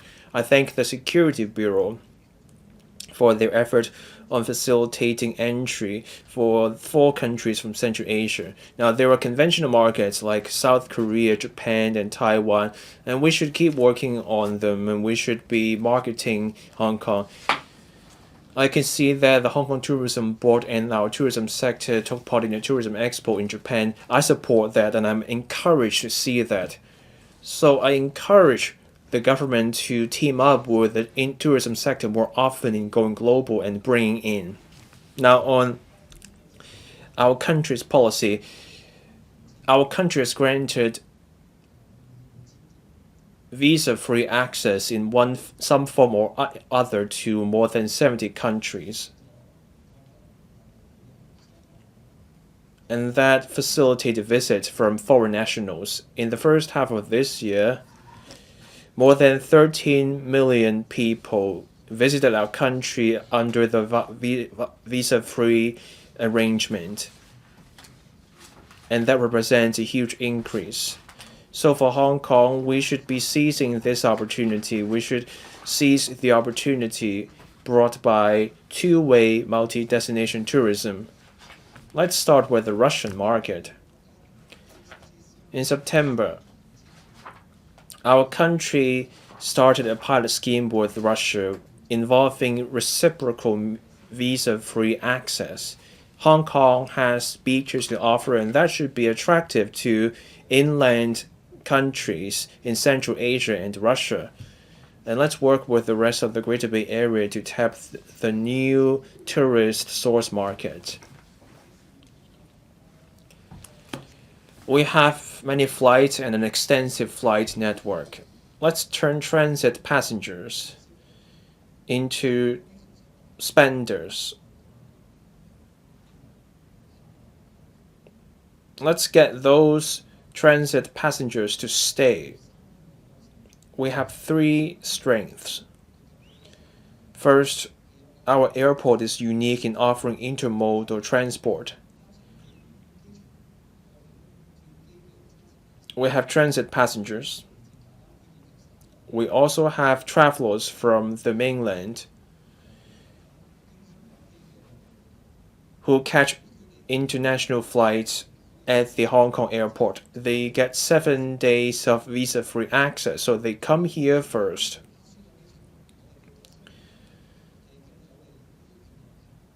So we're in a better position to keep those travelers here and so they can spend money here. Now, I said that our country has granted visa-free access to more countries. Hong Kong is an aviation hub. We can get travelers to visit the mainland via Hong Kong, and also this is part of multi-destination tourism. The government also adopted the industry's suggestions by expanding the exemptions of airport departure tax starting from the 1st of October for all transit passengers arriving on the same day or leaving the next day. If they catch a departing flight, they will get exemption for the $200 airport departure tax, and that will bring more passengers to catch flight from Hong Kong. So let's make the most of it.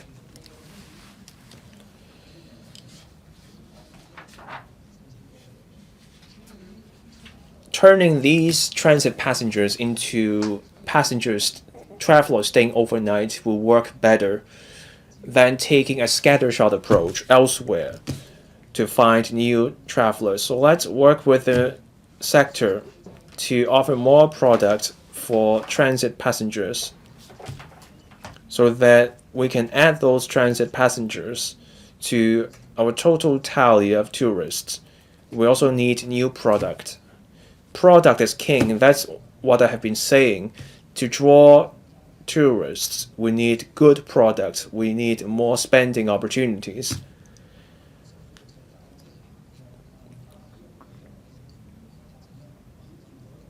I applaud the efforts of the Culture Sports Tourism Bureau under the leadership of Ms. Rosanna Law in achieving synergy across these three sectors. I call on the Secretary to keep up this effort and drive collaboration. The LCST will bring in market-based models to its operation. So let's go one step further. The Antiquities and Monuments Office, the AFCD, the Water Supplies Department also have resources for tourism, so let's bring in market elements to those departments as well.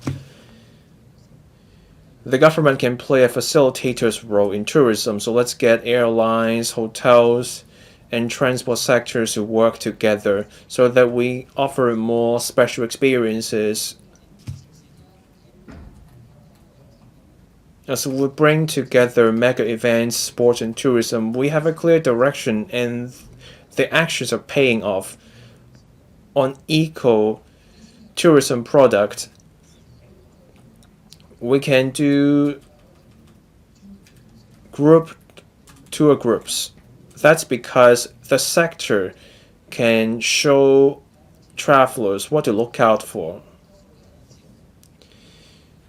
But our tourists tend to visit the countryside on their own. They hesitate to join tour groups. Now, for tour groups, there are also restrictions. We have to overcome these hurdles. Now, for Shuttlecock, there's a pilot scheme. We start with small groups, but we focus on quality. That's a good start. So let's do more to encourage tour groups. Let's allow tourist coaches into closed areas. I welcome the Secretary's stance that they will open up the Mahang to tourist coaches. Now we're already seeing results for island tourism. We need policies to help the sector launch more in-depth itineraries for island tourism on our coastline and islands. The Northern Metropolis Action Agenda sets out 4 zones. We now also have the Committee on Development of the Northern Metropolis under the Chief Executive's personal leadership. So the government should fast-track the development. Because we have this blue-green ecotourism zone, let's pull the tourism resources in that zone. Let's make the most of the Shuttlecock area and also the Shuttlecock Sea. There's an island. We can develop island hopping, ecotourism, and yacht tourism, and that's how we can bring in more high spenders. The policy address this year also proposes a task force on study in Hong Kong. Now we can have study tours go hand in hand with studying in Hong Kong. So let's all organize short-term visits and study tours. They will find out what we have to offer in education. So the Education Bureau should work with the tourism sector. Let's encourage visa students to come here through tourism. Of course, we do not disrupt the normal operation of schools. Let's make it easier to do study tours, and we can do group in, group out. We can do visits in and classroom experience. We can do in-depth itineraries for study tours. This can create a new atmosphere. And we can also turn those participants of study tours into future visa students here. Now, for the tourism sector here, competition is fierce. Industry players are struggling. We still have some way to go before full recovery. There's tension because we have transformation, we have upgrading, and then we also have to keep the cost down. The PA this year proposes lower water and sewer charges and industry affluent surcharge. Those reduction is symbolic, but we welcome it. I just want to say, let's be mindful of the costs for the industry. The policy address this year proposes greater use of artificial intelligence. I support that. Now, for the tourism industry, which is a traditional pillar industry, they need technology for upgrading and transformation too. I hope the ITIB can support the tourism industry in adopting technology to become more competitive. Now, illegal workers have been top of mind for the community. The tourism sector is also a victim. There are illegal workers acting as tour guides, and they're eating the lunch of the tourism sector. I joined a meeting with the Travel Industry Authority and Mr. Chris Tang, the Secretary for Security. So let's take a multi-pronged approach to crack down on illicit workers to protect those lawful operators. I support the motion. Mr. Ma Fong Kwok. Mr. Deputy, this year marks the concluding year of the 14th Five-Year Plan. We're also at a critical juncture for Hong Kong as an East-West center for international cultural exchange. The policy address has a lot to say on culture, and this is in line with our country's strategy. This also responds to the community's cause. In June this year, I moved a motion on moving with the times and updating our culture policy. Our current culture policy comes from a report from 2003, so that's more than 20 years old. Times have changed, and the 14th Five-Year Plan expressly supports Hong Kong as an East-West center for international culture exchange. We also have a number of major infrastructures for culture. This is to respond to the diverse cultural needs, and that meaning culture can also foster economic growth. We need integration of technology and culture. So digital art is one space we should consider. Last year, the government released the Cultural and Creative Industries Blueprint. The value adding is supposed to go from $22 billion to $200 billion, or a 4% year-on-year increase. That's just 1% above the previous level, and this is not in line with the government's investments in art. I said this investment falls short of Hong Kong's potential. We have the West Kowloon Cultural District, the East Kowloon Cultural Center, along with other cultural facilities. We have seen the addition of new facilities. We have invested more than $100 billion, almost $200 billion in culture. So we should see more breakthroughs. We should be more ambitious in our plans. Let's look at Shenzhen. Their own plans are that by 2020, in a few years' time, they expect value adding from culture of 320 billion yuan, or a 7.7% year-on-year increase. Guangzhou's plan for culture proposes that the year-on-year increase should be 12%. That's the value to be added by culture. By 2035, culture should be a pillar for their industry. For us, our year-on-year increase is only 4%. That's too conservative. And that's holding us back from seizing the opportunities from the Greater Bay Area. The policy address this year is silent on updating our culture policy. But we do have a number of measures on integrating culture, sports, and tourism. On infrastructure and industry, there are measures on the West Kowloon Cultural District and the local cultural scene. I support that. The West Kowloon Cultural District is a cultural landmark of Hong Kong that can draw international tourists and art aficionados. There will be mega events on art, such as the second Cultural Summit and also the 2026 Assembly of the Asia Pacific Performance Association that will bring together the best performers, and this can strengthen Hong Kong's role as an East-Mid-West center for cultural exchange. The West Cape Quay will open at the end of this year. That will improve accessibility of the West Kowloon Cultural District, and that will be coordinated development of culture and economy. There will be the West Cape Academy, offering professional training for artists at home and from abroad. We need talent for culture to flourish, but we're short of such talent. We only have 200,000 such people, or 5% of our labor force. Locally, we only have the Academy of Performing Arts as the only tertiary institution specializing in art.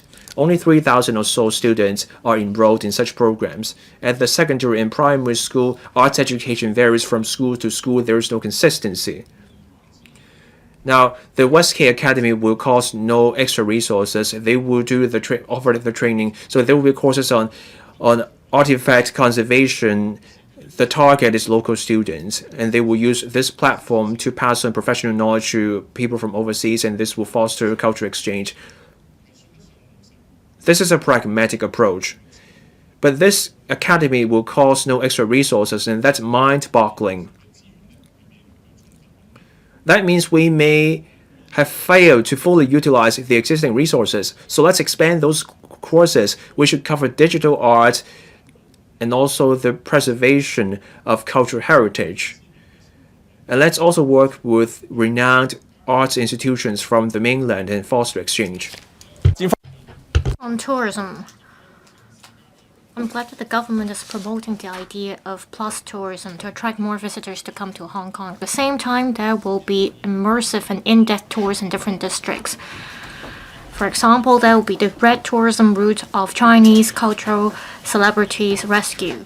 Last month in Yuen Long, I helped organize an experience exhibition that marks the 80th anniversary of the victory in the War of Resistance.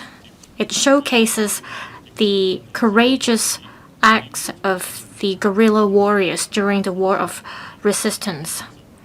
So I'm encouraged by this kind of red tourism or educational routes. I hope that the exhibition content could be further enriched. There should be collaboration between the community and the administration to promote this route and the historic sites. There should be complementarity between different sectors so that we can better showcase the history to the public.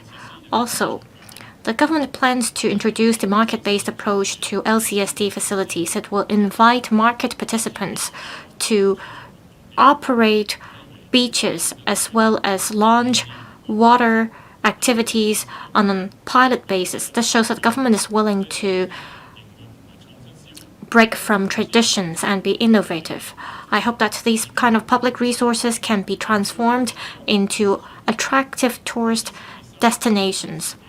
I agree that we should use beaches as pilots. We can extend this mechanism to other areas if it works. We can bring in professional operators to launch diversified tourism products. As we strive to launch tourism offerings, we should not be too commercialized. There should be a balance between environmental conservation as well as tourism development. I so submit. Thank you. Mr. Stanley Lee. Thank you, Deputy President. I speak in support of the motion of thanks for the 2025 policy address. It's no easy task for the government to come up with such a policy address given the current environment. The government made small changes and major improvements. It deserves our recognition. The public, of course, wants the government to strive for excellence. In this session, it touches on transportation and commuting as well as tourism development.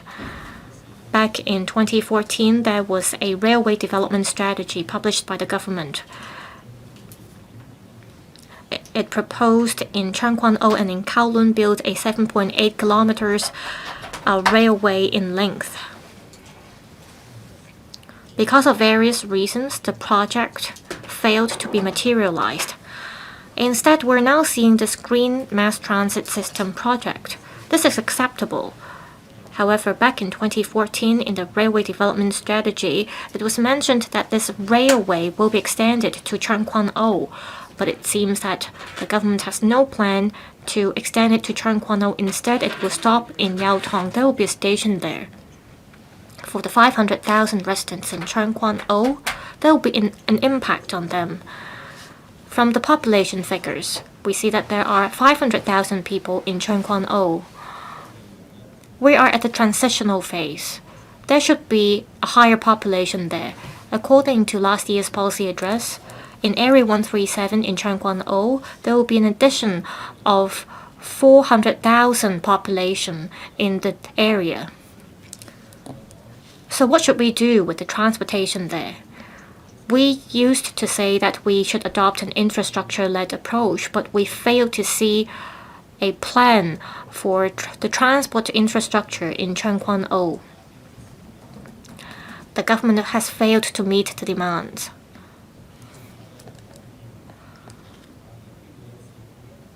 We mainly rely on MTR for commuting.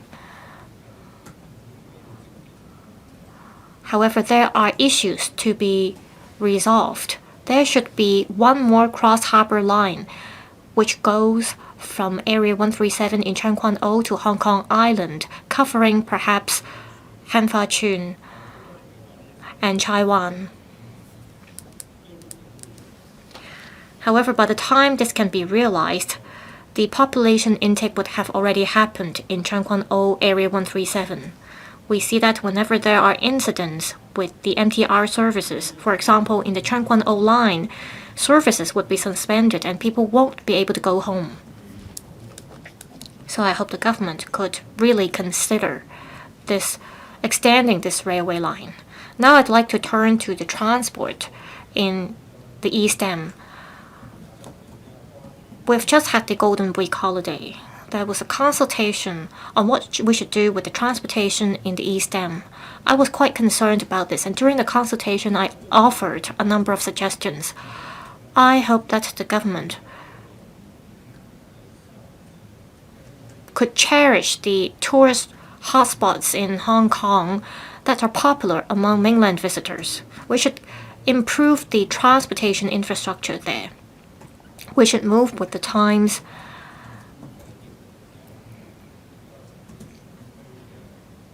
Apart from the East Dam, the Sharp Island, which falls under my constituency, there are issues with transportation.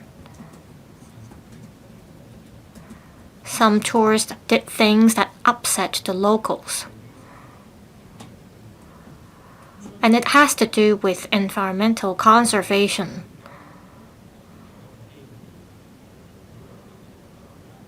Now we have a chance to promote our tourism and revive our economy, so our infrastructure should catch up. I hope the government will work with different stakeholders and come up with a proposal for the transportation. We'll soon see another Golden Week holiday. We will soon have the Lunar New Year holiday, the Labor holiday, as well as the May 1st Golden Week holiday. For places with ecological interests and values such as the Sharp Island, how can we better protect the environment there? I think the government should attach enough importance to this. There will be more and more tourists who go for in-depth tourism in Hong Kong. They would explore the different places here, and we will only see an increase in terms of the number of tourists. Can our support facilities catch up? We cannot simply ask AFCD officers to station at the Sharp Island and ask people not to step on the coral reefs. I hope that while the government strives to promote tourism in Hong Kong, it will really work with different government departments. These tourist attraction sites involve different government departments in terms of the management, so cross-departmental efforts are key. I hope the government will look into this seriously. Now I'd like to talk about what I have observed in my district. There are people who ride on bikes. There are also co-sharing bikes on the market. I did a survey with the district councillors, and we noticed that there are loopholes to be plugged.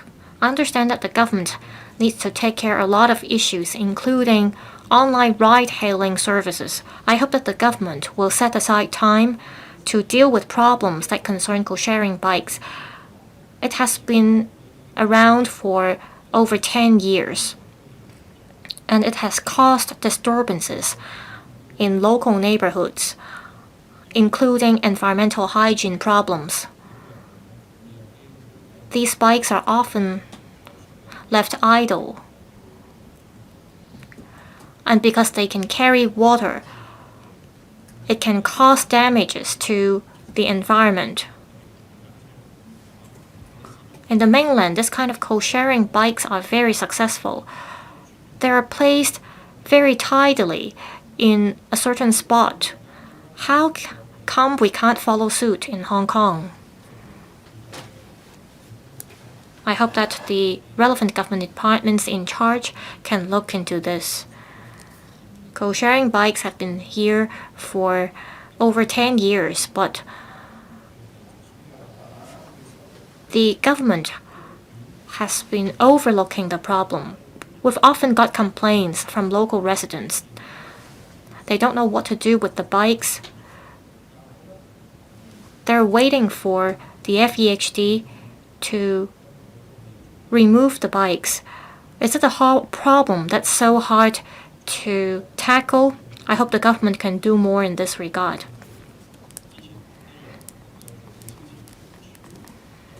Now, on transportation, I hope the government can prepare ahead. The government has been talking about adopting the infrastructure-led approach. And people remember this. I hope that there could be a long-term proposal for Sai Kung as well as Cheung Kwan O. The government should look into whether the railway could be extended to Area 137 in Cheung Kwan O as well as to the Hong Kong Island. That's all from me for this session. I'll give further remarks in the next session. Ms. Yong Ho Yan, I will speak on justice and the legal sector for this session. I very much support the construction of an international legal service building next to the IOMED headquarters in Hong Kong. It will create synergy with the clustering of facilities. It also shows the DOJ's determination in developing Hong Kong into an international hub for legal and dispute resolution services. I look forward to more details about the construction of the building, including the timeline, the number of stories, what bodies will there be in the building. We need to also provide high quality legal services. Right now, there are some restrictions in acceptance of cases by overseas lawyers. And in turn, local lawyers can't really go global. I hope that with the different facilities, we will have more exchanges with the legal in the legal sector, both locally and with the mainland and overseas. I also support the DOJ's initiative in promoting Hong Kong's legal services to bring more opportunities of going global for the legal sector. We have great legal talents in Hong Kong because we can speak both Chinese and English. We have a competitive edge that is unrivaled. We also have a common law system that will help the mainland have connect to the rest of the world, and we have Dubai having a specific common law jurisdiction, and we can really tap into such opportunity. We have also in the policy address the promotion of the pilot scheme on sports dispute resolution and the pilot scheme on community mediation, and DOJ will explore whether amendments have to be made to the arbitration ordinance. Mediation and arbitration are flexible, highly efficient, and confidential. I believe it will continue to be a trend for companies to make use of arbitration mediation services. I hope the DOJ can do more to bring more development opportunities for the legal sector. Thank you. Ms. Elizabeth Quat. Thank you, President.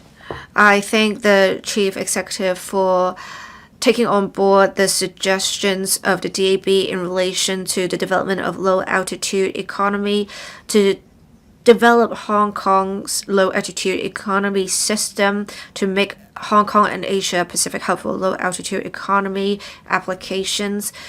I will talk about specifically about the measures relating to low-altitude economy development in Hong Kong.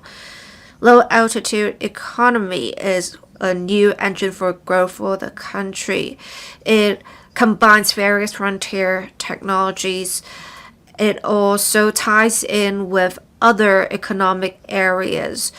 It can bring together up, mid, downstream operations, creating a new industry chain. It will also greatly change the operations of traditional industries. We are glad to be here witnessing the start of this new industry. There is great potential, and we can see this industry potentially bringing great changes to the people. We will see, instead of 2D travel, we'll have 3D travel in future. Being at hot travel, we can see commute greatly shortened. We will see drones being used in different logistics operations. We can have healthcare goods, packages delivered to locations despite geographical restrictions. It can also enhance the efficiency of public emergency response services. It can also play a part in agriculture, enhancing productivity of farmers. High-risk operations such as inspections of high-risk locations can also make use of drones to make operations safer.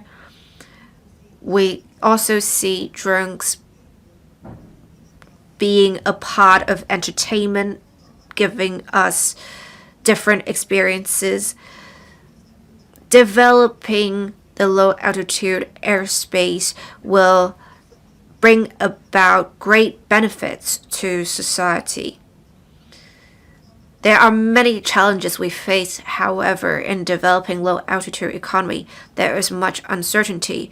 We need to make sure there is safety and there is proper regulation while protecting innovation. We need to work together to achieve breakthroughs. Under the leadership of the Chief Executive and the Deputy Financial Secretary, we have seen great breakthroughs being made. We have our unique advantages. We have 5 of the top 100 universities in the world. We have great talents and research to back the development of low altitude economy. We should leverage on our roles as a super connector and a super value adder and work together with other GBA cities to be front runners in the development of low altitude economy in the world and try to tap into the blue ocean opportunities out there. When we talk about low altitude economy being economy, that means we have to generate returns in order for it to be economy. So we need to move as soon as possible from R&D to commercialization. The DAB proposed earlier in different sectors, we already have quite mature low altitude technologies that the industries can make use of to enhance efficiency. I'm glad that we already have no longer have restrictions on making use of low altitude applications and cleaning the external walls of buildings. We also see the various regulatory sandbox projects maturing. I hope that they can go into commercial operation as soon as possible. I think the most important part is to promote cross-boundary transport because it's going to generate tremendous economic benefits. We should start with cargoes and then with people. I have talked to many mainland stakeholders, and they have great interest in such. We should plan some great cross-boundary routes for testing as soon as possible. We also want to develop low-altitude travel routes in Hong Kong. Once we have the regulatory framework in law, we can provide greater experiences for tourists. Recently, I took part in several events in relation to the promotion of low altitude economy. We had a Belt and Road Low Altitude Economy Fun Day.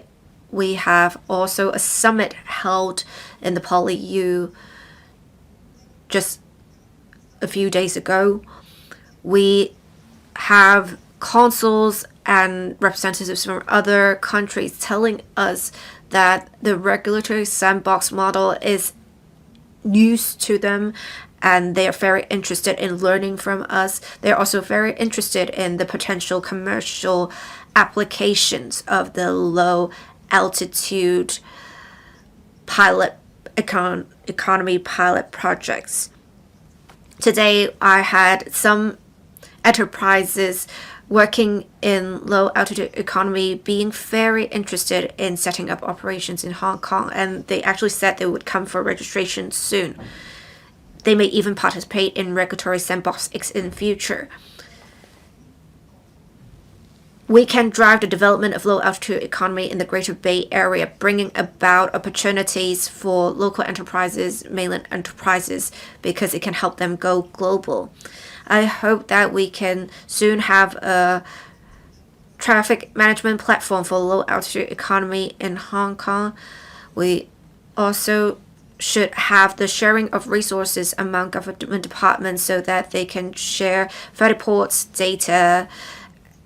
An AI system should be set up to prevent overlapping of functions to enhance efficiency.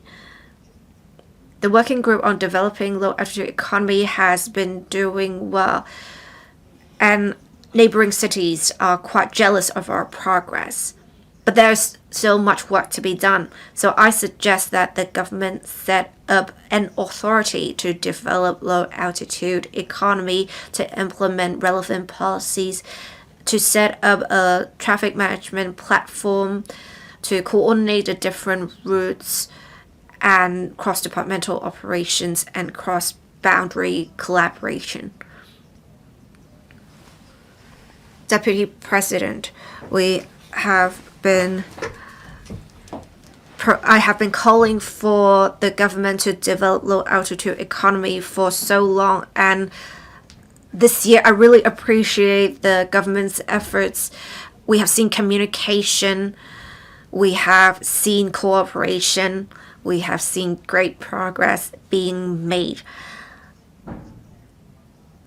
With a new policy framework and new operational model, we have much potential. I support the government's work in this regard. I so submit. Mr. Edward Leung, I want to speak in particular about measures to support tourism is everywhere.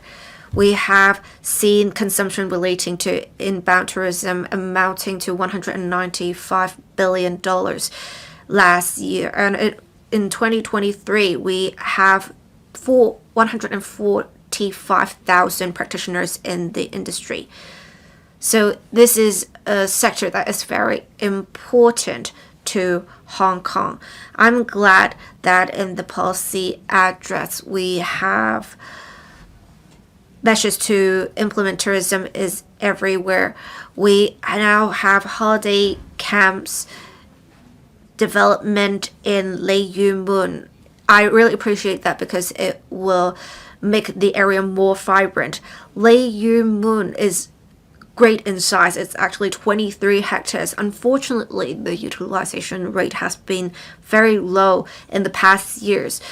And according to the reply to my written question, less than 90,000 people utilize the space. So in Victoria Park, whether it was for Mid-Autumn Festival or the Lunar New Year Fair, we have in a single day 200,000 people in the area. So there is definitely room for improvement to increase the utilization rate. The Lei Yue Mun Park is very big, as I said. It also has the advantage of having beautiful scenery. Visitors are not aware of Lei Yue Mun Park, so this is something new to them. They will think that this is some unfound treasure. And we have an attraction in Korea, the Sky Park, being originally a landfill with management of South Korean government. It becomes a must-visit attraction for locals and visitors.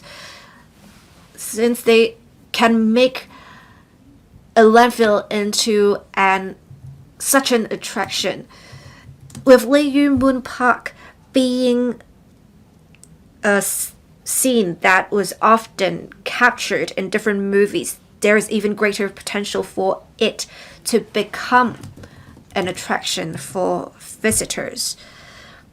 Right now, there is some red tape that we are facing. So, and there's really no specific KPI on parks, number of visitors at parks. So I'm glad that the policy address is introducing a market operational model for the management of LCSD facilities. It shows that the government is taking a result-oriented approach. I have great expectations. I will also speak in the next session. I so submit. Mr. Gary Tang. Thank you, Mr. Deputy. I'm pleased, encouraged, and excited to see that autonomous vehicles are part of the policy address this year, and there's a clear goal about going driverless and deploying AVs at scale, as well as moving at speed towards the commercial application of AVs, and even expanding or deploying such AVs overseas. AVs are more than just a transport issue. AVs represent a key sector. AVs involve not just software. It now involves artificial intelligence. As Jensen Huang said, AVs are where you apply artificial intelligence in a physical sense. Our country's National Development and Reform Commission also highlighted the strategic importance of AVs. Hong Kong is a super connector and super value adder of our country, so AVs represent an industry of opportunities for us to seize. I get it. Our community has concerns. Our roads are narrow, we are a compact city, there may be safety hazards.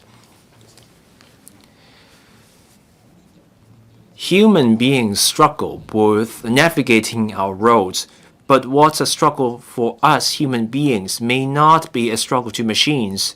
We have standard roads, we have well-managed roads. We seldom see motorists competing for space with each other. So our landscape is actually very AV friendly. We are ahead compared with other major cities. So more publicity and more trials will show the public the latest development of AVs and the true capability of AVs. This can close the information gap. Hong Kong is among the few places in the world with a full set of legal framework, and we already have the rules on liability for AVs when things go wrong. It's costly to get around town in Hong Kong.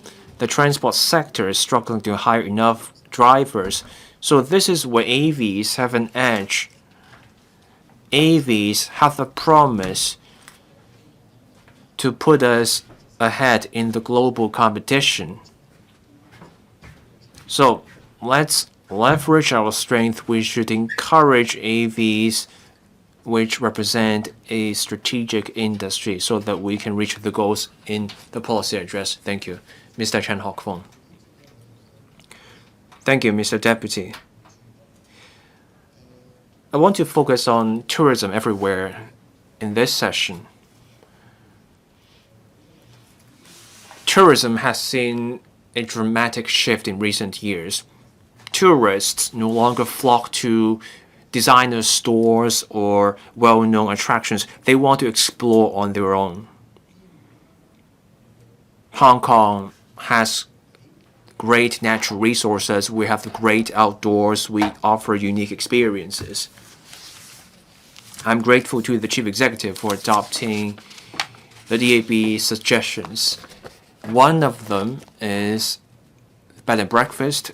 The other one is to turn beaches into enterprises or operations that pay for themselves. Now I will start with rural tourism. We want rural villagers to take part, to share in the results of tourism. In the past, only big businesses got the benefits of tourism. Now we propose a new approach. We want rural villagers to share in the economic benefits of tourism. We propose bed and breakfast, and that concept makes use of idle village houses. Villagers can give play to their creativity, management, and we can draw tourists with the signature features of villages. Look elsewhere in Yunnan. They have bed and breakfast. Those are signature attractions. Local people give play to their new ideas, and those bed and breakfast places become signature attractions. We also have what it takes to do this. We have 3-story village houses. People can use this first and second floors above ground as bed and breakfast, and then the owner lives on the ground floor. They can even run a catering business serving the tourists living upstairs. This is just like bed and breakfast overseas, and you can even encourage those tourists to enjoy the great outdoors nearby. That would be a new form of tourism. Now we have the holiday-let ordinance. We also have the guest house ordinance. The application is a complicated business. We put in a written question. There are just dozens, fewer than 100 houses that manage to get the holiday-let ordinance. We think as long as we stay within a limit, registration should be all that it takes. We keep the registration. Let this applicant indicate that they will run a bed and breakfast business. As long as you keep the number of residents within a certain limit, there should be no fire safety concerns. You can let the visitors stay upstairs. We can offer local, traditional culinary delights and offer them to tourists. And that will be a highlight for tourism everywhere. And secondly, let beaches pay for themselves. We've committed vast resources to maintain our recreational facilities. Nothing wrong with that. But given the economic landscape, can we be imaginative? As the chief executive said, we want to bring in market models.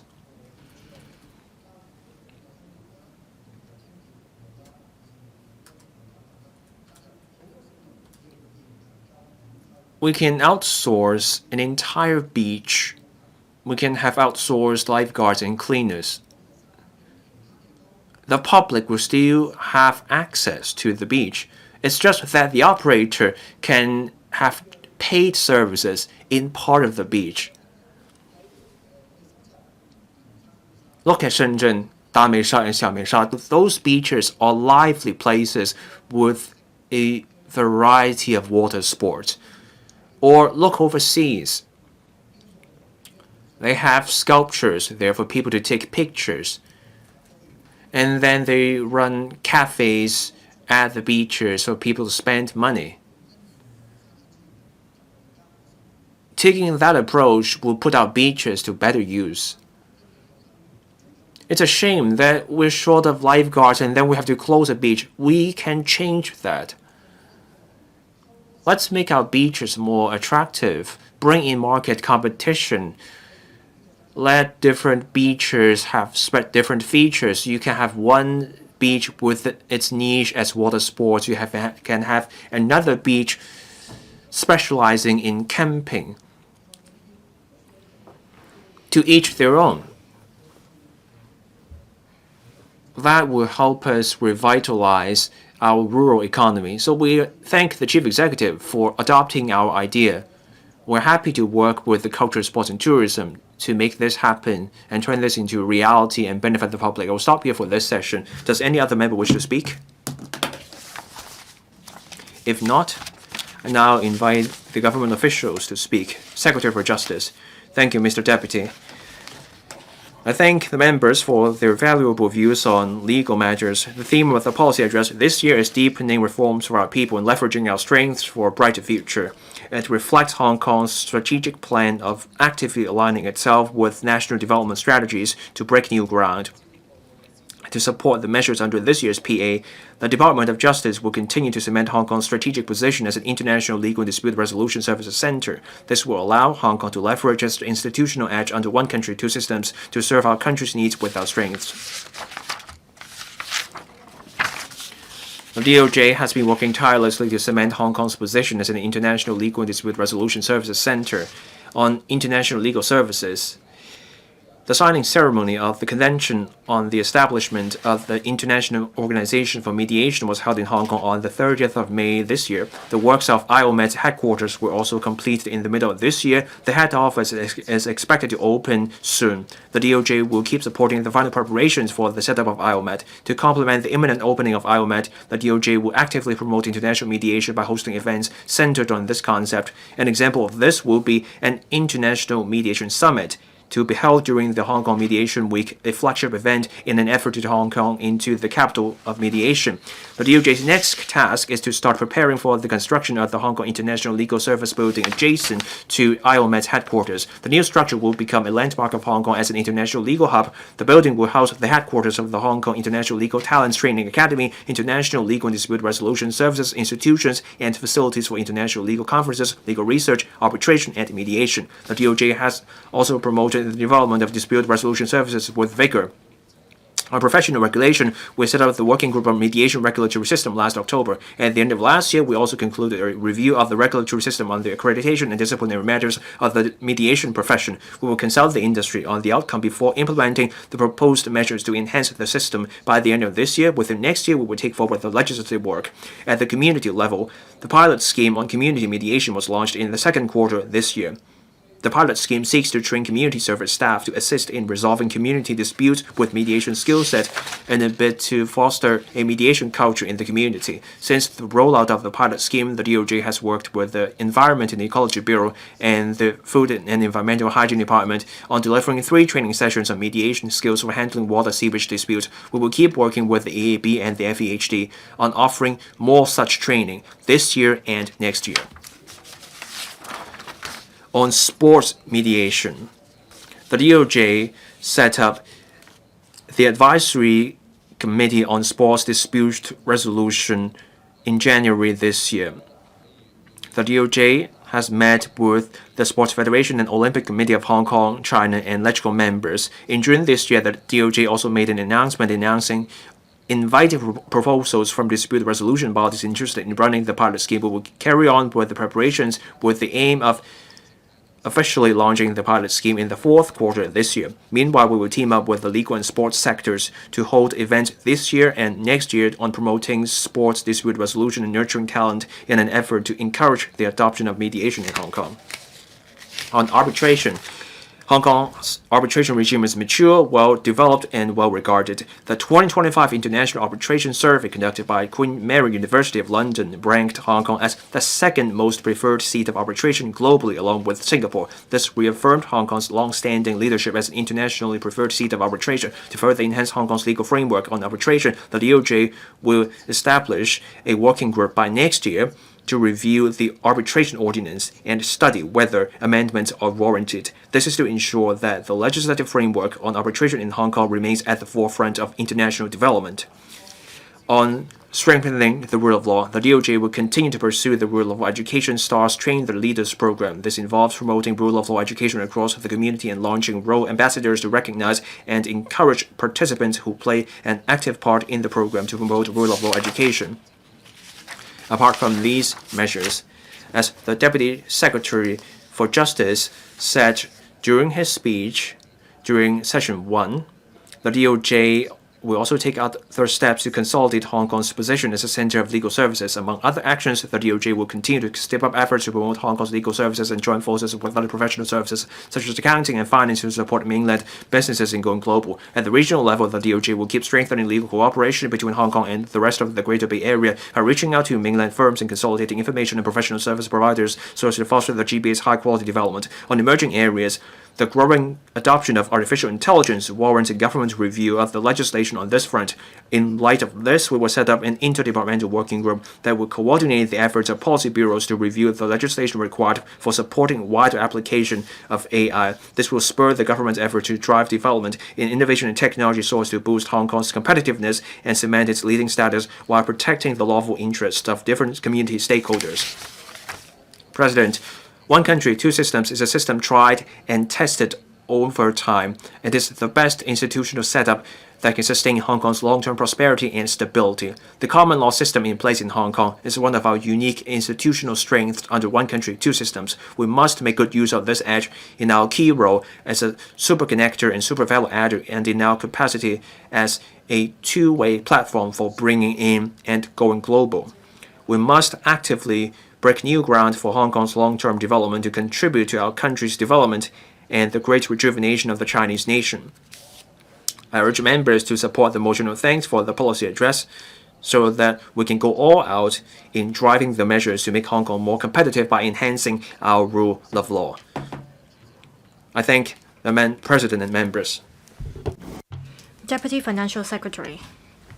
President, I thank the members for their valuable insights. I will now share my thoughts about promoting mega event economy and low altitude economy. First, mega events bear strategic significance. Mega events attract visitors, bringing business opportunities and economic benefits to different industries, including hotel, catering, retail, and transportation.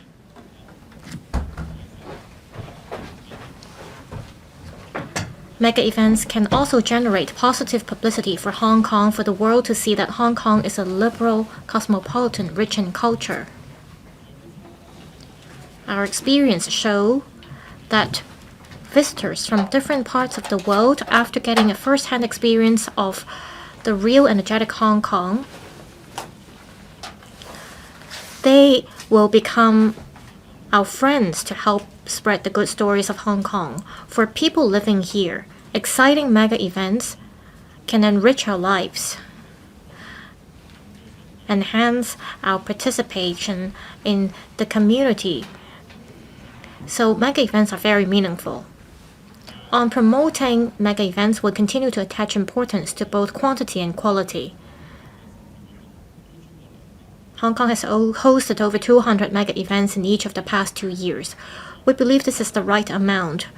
If we further categorize these events into culture, sports, tourism, large-scale exhibitions, and major international conferences, the number of events under each of these categories is not excessive. We have to stress that we never focused on increasing the number of mega events. Instead, we focus on raising the quality of these events.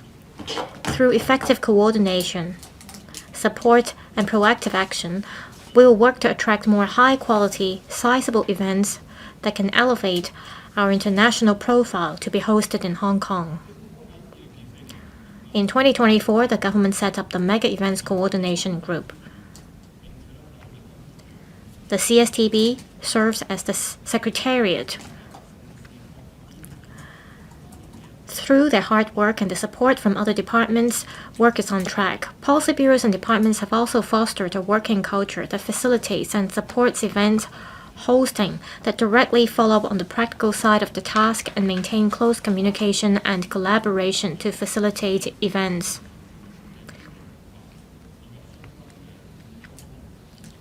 So there is a relevant communication mechanism in place. Let me share some figures with you. In 2025, it is expected that Over 200 mega events took place in Hong Kong, roughly on par with 2024. The effectiveness of the events in 2025 is expected to be higher than those in 2024. It is estimated that the events in 2025 will attract about 2.3 million visitors, a 15% increase over 2024. These visitors will bring about $8.1 billion in spending, an increase of about 8% compared to 2024. On publicity as well as information dissemination, we've changed from the past practice of announcing upcoming events roughly every 6 months to a rolling approach. As each event is announced, it is listed on the Discover Hong Kong website under the Tourism Board. The Tourism Board will highlight key events by month. This enables stakeholders to access event-related information in a more timely manner, using the Hong Kong Sevens to be held in April next year as an example.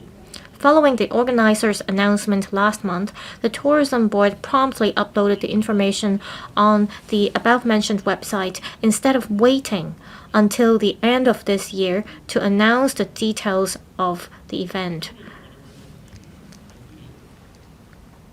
Moving forward, we will continue to disseminate information in a timely manner so that operators of different trades can get the information early. This promotes collaboration between the trade and the events as well as cross-sectoral cooperation. The tourism, hotel, catering, and other sectors can plan ahead, design promotional campaigns to capitalize on the business opportunities generated by mega events. Now, I'd like to talk about the roles of government as well as event organizers. The chief executive says that the government regulates and facilitates mega events and related activities. Our efforts in facilitation have been covered, and I will not repeat it here. As regulators, government departments will exercise appropriate oversight and give approval based on different risks and technical requirements. As operators and providers of events, organizers bear the fundamental responsibility of ensuring that events comply with the licensing and approval requirements so that the activities can proceed safely and properly. Organizers must also ensure that all information about the events is disseminated accurately and promptly to keep the general public and event participants informed. Now I'd like to briefly report to you about the rapid development of low-altitude economy in Hong Kong. On promoting low-altitude economy, we thank the sector as well as the academia for their support. We stress time and again that to promote low-altitude economy, we cannot only rely on the government. It requires the concerted efforts of the relevant stakeholders in different sectors. Over the past 10 days, I have attended 3 seminars and exhibitions hosted by the academia. Participants were very enthusiastic. Apart from valuing our relationship with our partners, on promoting low-altitude economy, we will take actions in a very quick pace. This March, we announced the first batch of 38 regulatory sandbox pilot projects, as at the end of last month, 17 of them have commenced. It is expected that another 11 regulatory sandbox projects will be launched this month. So this is a great month for us.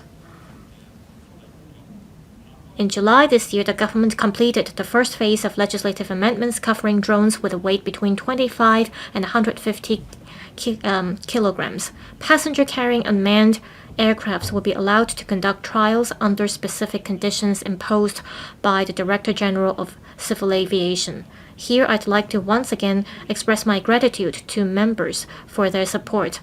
Moving forward, the government will continue to refine the civil aviation legislations and the relevant regulatory frameworks. We will also roll out an advanced low-altitude economy regulatory sandbox X pilot project. covering technically complex applications such as cross-boundary routes. The working group will continue to work from the perspective of a facilitator that is forward-thinking to build data and experience. We will roll out different infrastructure. For example, by the end of this year, we will roll out dedicated spectrum for low-altitude economy. There will also be vertiports, air route networks, satellite positioning, three-dimensional spatial data systems, and a smart low-altitude traffic management system. We'll continue to be forward-looking and will continue to play the role of a facilitator. We will work with other GPA cities as well as international partners. We will collaborate closely with them to build Hong Kong into a regional as well as an international low-altitude economy base. I ask members to support the PA 2025. Secretary for Commerce and Economic Development. President, first of all, I would like to thank members for supporting the measures in the policy address. I will introduce to members various new measures in relation to consolidating Hong Kong's status as a regional IP trading center. With the rapid transformation of the global economy towards a development model centered on creativity, technology, and innovation, IP has become key to enterprise competitiveness and economic growth. Governments and industries around the world have recognized that IP is not only the cornerstone for safeguarding innovation, but also a powerful lever for promoting development of enterprises. In recent years, many countries have studied and implemented relevant policies to unleash the potential of IP as a financing tool. However, as IP is an intangible asset, its accurate valuation to meet financial regulatory standards remains a major challenge. There is no accurate valuation.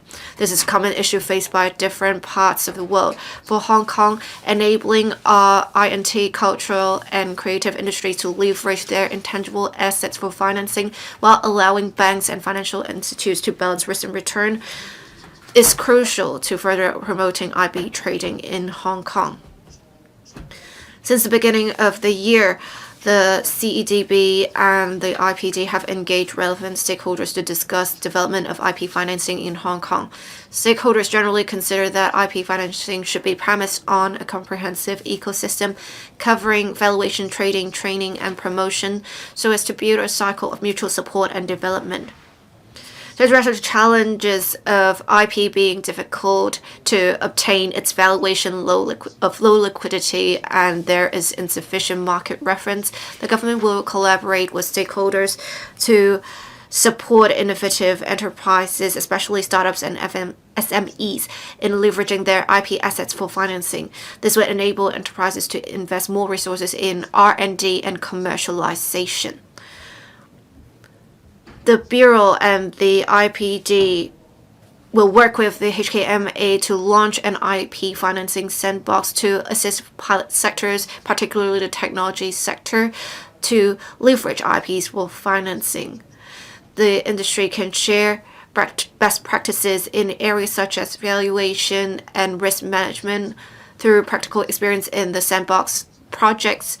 This will help formulate a suitable valuation framework and guidelines to meet the needs of various sectors, promoting further development of IP financing.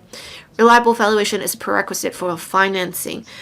With the commencement of the Productivity Council's Hong Kong Technology and Innovation Support Center by the end of the year, the government will support the center in providing local small and medium-sized INT enterprises with patent evaluation services. Systematic analyses will be conducted on the overall quality of patents. Introducing patent evaluation based on national standards will help align Hong Kong's valuation standards with those of the country. This will be conducive to Hong Kong's integration into the development of the country. In tandem with the patent evaluation services, we will launch a 2-year pilot program to provide targeted support for eligible local INT SMEs to conduct patent valuation. So as to provide them with reliable data support for IP financing, enhancing transparency of IP valuation, reducing relevant risks, boosting the confidence of financial institutions in IP financing as a result. The IPD will also nominate local enterprises to compete for the China Patent Award. This is the highest award in the field of IP in China. The quality, technology, application safeguards, effectiveness, social benefits, and development prospects are all subject to authoritative review and confirmation. The award is tantamount to official endorsement that can enhance the confidence of financial institutions in providing financing. On promotion, the government will collaborate with the Trade Development Council to promote IP financing as a Business of IP Asia Forum in this year. By exploring potential of IP financing, we can raise industry awareness and attention to this issue. The IPD will also strengthen professional training for the banking sector to ensure that practitioners possess the necessary IP knowledge, understand the characteristics and valuation methods of IP assets, and appreciate their potential as reference for credit financing. The measures are all interrelated in promoting the development of IP financing in Hong Kong. Patent assessment and valuation services will enhance transparency and help build mutual trust between enterprises and banks. The China Patent Award provides recognition, which will enhance market acceptance of high-quality patents. The Sandbox pilot offers ongoing operational experience, laying the foundations for establishing a system for IP financing. International forums can help showcase Hong Kong's experience to the world and enhance our international standing. Training for the financial sector will strengthen soft power and help frontline staff handle such cases effectively. The government will also support the IPD to further expand and nurture a team of patent examiners with dual expertise in technology and patent law. We will also support the development of the original grant patent system to achieve institutional autonomy in conducting substantive patent examination in 2030. We will also take forward the planning of regulatory arrangements for local patent agency services. The IPD has engaged in in-depth discussions with industry representatives on various regulatory arrangements. The government is considering different options and will consult other stakeholders in due course to determine the way forward. These will help build a talent pool of patent professionals both within and outside the government, promote IP trading, and provide necessary support for INT development in Hong Kong. We are also reviewing the tax deduction arrangements for the purchase or use of IP by enterprises to accelerate the development of IP-intensive industries. We plan to consult the different sectors on the proposed tax deduction arrangements in due course. On IP protection, the Bureau and the IPD completed a public consultation in September last year on enhancing the copyright ordinance to safeguard against the development of AI. We will formulate practical guidelines on the relevant principles and prepare legislative proposals. We are also reviewing the local registered designs regime. We briefed the electrical panel on commerce, industry, and innovation and technology in June. On this issue, we will launch a consultation exercise before the end of this year to consult stakeholders. The key to future economic development lies not only in the amount of innovative achievements, but in the ability to translate IP into something of tangible value also. The aforementioned measures will enable us to build a more comprehensive IP trading ecosystem. Lastly, on low-altitude economy, we will have the Communications Authority introducing dedicated spectrum and related licensing regime for unmanned aircraft by the end of this year to support the development of a low-altitude economy ecosystem. I implore members to support the motion of thanks. Secretary for Transport and Logistics. President, I thank members for their views on transport policy as well as logistics policy. Transport infrastructure is the key engine of socio-economic development. The government is going all out in promoting and implementing a series of railway, major road, and smart and green mass transit system projects in an orderly manner. On railway project, those under construction, the Tongchong Line Extension, Oyster Bay Station, Tumen South Extension, Kutong Station, and Hong Starry Station are making good progress and are due for completion progressively from 2026 onwards. The Northern Link project just had its groundbreaking last week. We're adopting new thinking, meaning the main line and the spur line will go ahead in tandem. We aim for simultaneous commissioning by 2034. We're also pursuing the Hong Kong-Shenzhen Western Rail Link, Hong Starry Shanghai project. We're working on the investigation and design, and we will invite expressions of interest from contractors and operators within this month. Our target is to have the Hong Kong section ready for tendering in 2027. The government will continue to demonstrate out-of-the-box thinking. This means we will continue to innovate in both technology and policy by enhancing the speed and delivery of our projects. We will invite contractors to design, build, and maintain new systems. We will encourage investors to take part in transport projects. This is how we will bring new thinking to public transport. Take the Kai-Tak Smart and Green Mass Transit System as an example.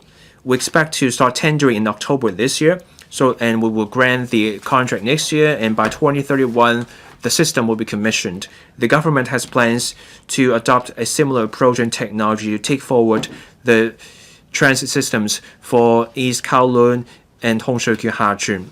Our goal is to start tendering for the franchise of those projects in 2026. Now, for the western extension of the South Island Line, we are looking to plan based on the experience from the smart and green mass transit systems. On technology,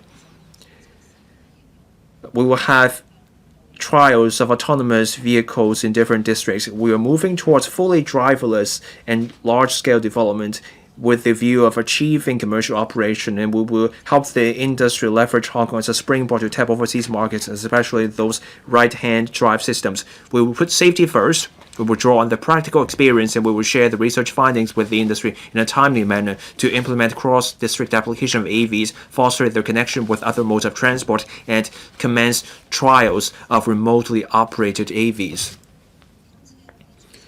On the provision of parking spaces, many members expressed concerns and made comments on this. The government's long-standing policy is to give priority to the parking needs of commercial vehicles.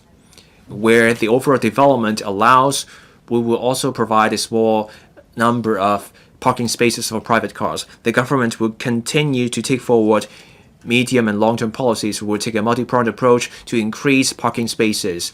There will be new policies. We will make use of technology, and we will drive cooperation involving different parties. The government will launch a study on the demand for parking spaces. We will look at the policy and the standards. We will identify targeted policies to increase the supply of parking spaces, especially for commercial vehicles. I will now turn to aviation. We will expand our aviation network. We will enhance the intermodal approach. In terms of passenger traffic, we will have more buildings. Now, for cargoes, within this year, we will complete the permanent facility for phase 1 of the HKIA Dongguan Logistics Park, and that will get more mainland goods to use our air transport services. This month, we enhanced, or rather expanded, the airport departure tax exemptions, and that's working well. That will draw more travelers to use our airport. Now, the airport authority is working full steam ahead to create this world-leading airport city. Phase 2 works for the Asia World Expo have started, and that project is due for completion in 2028. Early next year, the airport authority will also invite expressions of interest for the yacht bay. That project is also due for completion in 2028, and then there are also plans for the creation of an ecosystem for the arts market, the opening of a jet fresh market for fresh gourmet products, and more. Now, for sustainable aviation fuel, SAF is costly. The development of a regional industry, supply chain, and support measures is crucial to our success in raising the share of SAF from 1% to 2% for flights departing from the Hong Kong International Airport from 2030 onwards. So on this point, we will work with the Environment and Ecology Bureau to raise the competitiveness of our SAF industry and also to strengthen the bargaining power of our airlines to ensure we meet the target.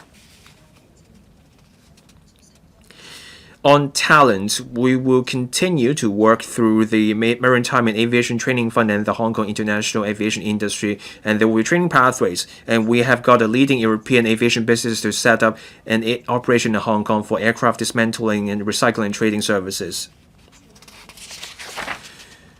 We came forth as an international shipping center, and that's been the case for 6 years in a row. So here are the highlights of our work. We will deepen our networks of ports. We will form partnerships with mainland ports. We will also invite other members of the Silk Road Maritime Association to come to Hong Kong next year for a summit.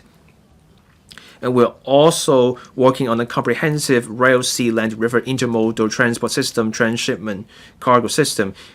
In the first half of next year, we will submit a proposal on this, and we will try to secure more transshipment cargoes of Hong Kong. And we will also strengthen our maritime industry in terms of competitiveness and resilience. And we will go full steam ahead with digitalization for our port. And we will also continue to implement the action plan on green maritime fuel bunkering to turn Hong Kong into a green fuel bunkering center. And we also submitted a legislative proposal on concessions for the use of methanol bunkering. And we're inviting expressions of interest from the industry on green shipping fuel. Next year, we will also amend the merchant shipping registration ordinance next year. And there will also be half-rate tax concessions for commodity trading. This is to drive demand for Hong Kong shipping and professional maritime services. In July this year, we created the Port and Maritime Development Board. This is to turn Hong Kong into a global shipping city. Land is important for the logistics industry. Within this year, we will announce the outcome of a study on the modern logistics cluster in Hong Shou-Kyu, Ha-Chun.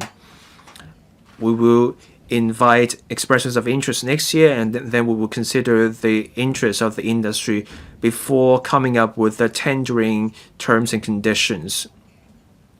Now, on yacht, we will be removing procedural hurdles. We will provide 3 measures to facilitate the development. We will have a dynamic yacht monitoring system. We will ease the requirements on visiting yachts. We will also have a digital system. Yachts can submit their information without going through an intermediary. We will also allow mainland captains to take exams to earn qualifications here. The Marine Department will gradually launch these measures next year.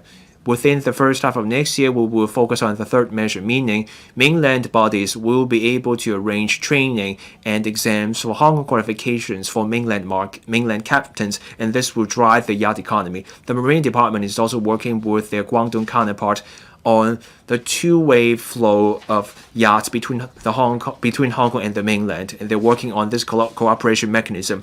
The government will continue to pursue innovative and sustainable transport solutions, and we will continue to cement Hong Kong's status as an international aviation hub and shipping center. To support Hong Kong's long-term development, we will deepen regional cooperation. We will fast-track infrastructure development, especially tapping the potential of the low-altitude economy. We will unlock new opportunities. As I so submit, I call on members to support the motion of thanks. Thank you, President. Secretary for Culture, Sports and Tourism. President, first, I'd like to thank the members for their valuable views on the measures concerning the integrated development of culture, sports, and tourism in the policy address. I thank them for their support of the work of the CSTB. Now, on the cultural front, we will continue to work towards the target of building ourselves into an East-Meets-West Center for international cultural exchange set out in the National 14th Five-Year Plan. We will, in a more focused manner, promote Chinese culture. Museums under the LCSD will explore working with community groups to co-curate exhibitions or lend collections to each other to deepen public and tourist understanding of the history of the War of Resistance in Hong Kong. Hong Kong is among the world's top 3 arts trading centers. We'll step up our efforts to build Hong Kong into a global premium arts trading hub. For instance, we'll deepen collaboration with Art Basel to consolidate the position of Hong Kong as the exclusive host city in the region. Will engage the industry to carry out studies on taxation, financing, talent, and related areas of arts trading to attract more international auction houses, galleries, and professionals to establish presence here. The West Kowloon Cultural District will proactively take forward the development of the arts trading ecosystem. It will build an international collaboration network for arts and artifact conservation and enhance training for talents in professional fields such as curation and conservation. There will be an art storage in Skytopia. And this is in line with our strategies to build Hong Kong into an arts trading center. Culture and creative industries work together. There are 2 flagship events this year. One of them will be held in late November. It's the 2nd Hong Kong Fashion Fest. It will promote digital fashion and sustainable fashion in collaboration with Paris Fashion Week and Milan Fashion Week. The other event is the Business of Design Week 2025, which will be held in early December in collaboration with Italy. For the film industry, we will, together with the trade, make good use of the Film Development Fund to support the development of Hong Kong films. The government will continue to support the enhancement of the Asia IP Exchange Portal. We'll continue to promote the incubation of local cultural IP to facilitate cross-sectoral and cross-genre collaborations. We will also make use of venues to stage concerts and other events. We'll also continue to develop flagship arts and cultural projects such as the Hong Kong Pop Culture Festival, the Asia Plus Festival, the Chinese Culture Festival, the Hong Kong Performing Arts Expo, and the Hong Kong ICH Month. We'll introduce market-based business models into designated LCSD facilities, as well as other facilities such as beaches, as mentioned by members, to make good use of our resources and to enhance visitors' experience. We will also support the work of the WKCD to drive commercialization that includes staging performances both in and outside Hong Kong. During the National Golden Week holiday, 3 days were affected by typhoon, but mainland visitor arrivals exceeded 1.5 million, up 15% compared to the 7-day National Golden Week last year. Overall visitor arrivals reached 1.64 million, up 19% compared to last year. We've seen great footfall in different attraction sites, and catering industries as well as other sectors benefited from the tourists. Under the leadership of the Chief Secretary, visitors got good experience here. Many visitors said they would visit Hong Kong again. The tourism industry performed very well this year. We're very confident that we'll reach the target of receiving 49 million visitor arrivals this year. Building on this momentum, we'll step up our efforts in developing plus tourism products and initiatives with local and international characteristics. We will realize the concept of tourism is everywhere. We hope visitors will extend their stay here and visit Hong Kong again. Autumn and winter are traditional peak travel seasons. There are some mega events in the pipeline in the coming few months. There will be an enhanced version of the Hong Kong Wine and Dine Festival, as well as a large-scale water parade and bazaar that feature famous IP characters from around the world. After that, there will be the 15th National Games. There will also be the Hong Kong Cyclothon, the Hong Kong Winterfest, as well as the Hong Kong New Year Countdown celebrations.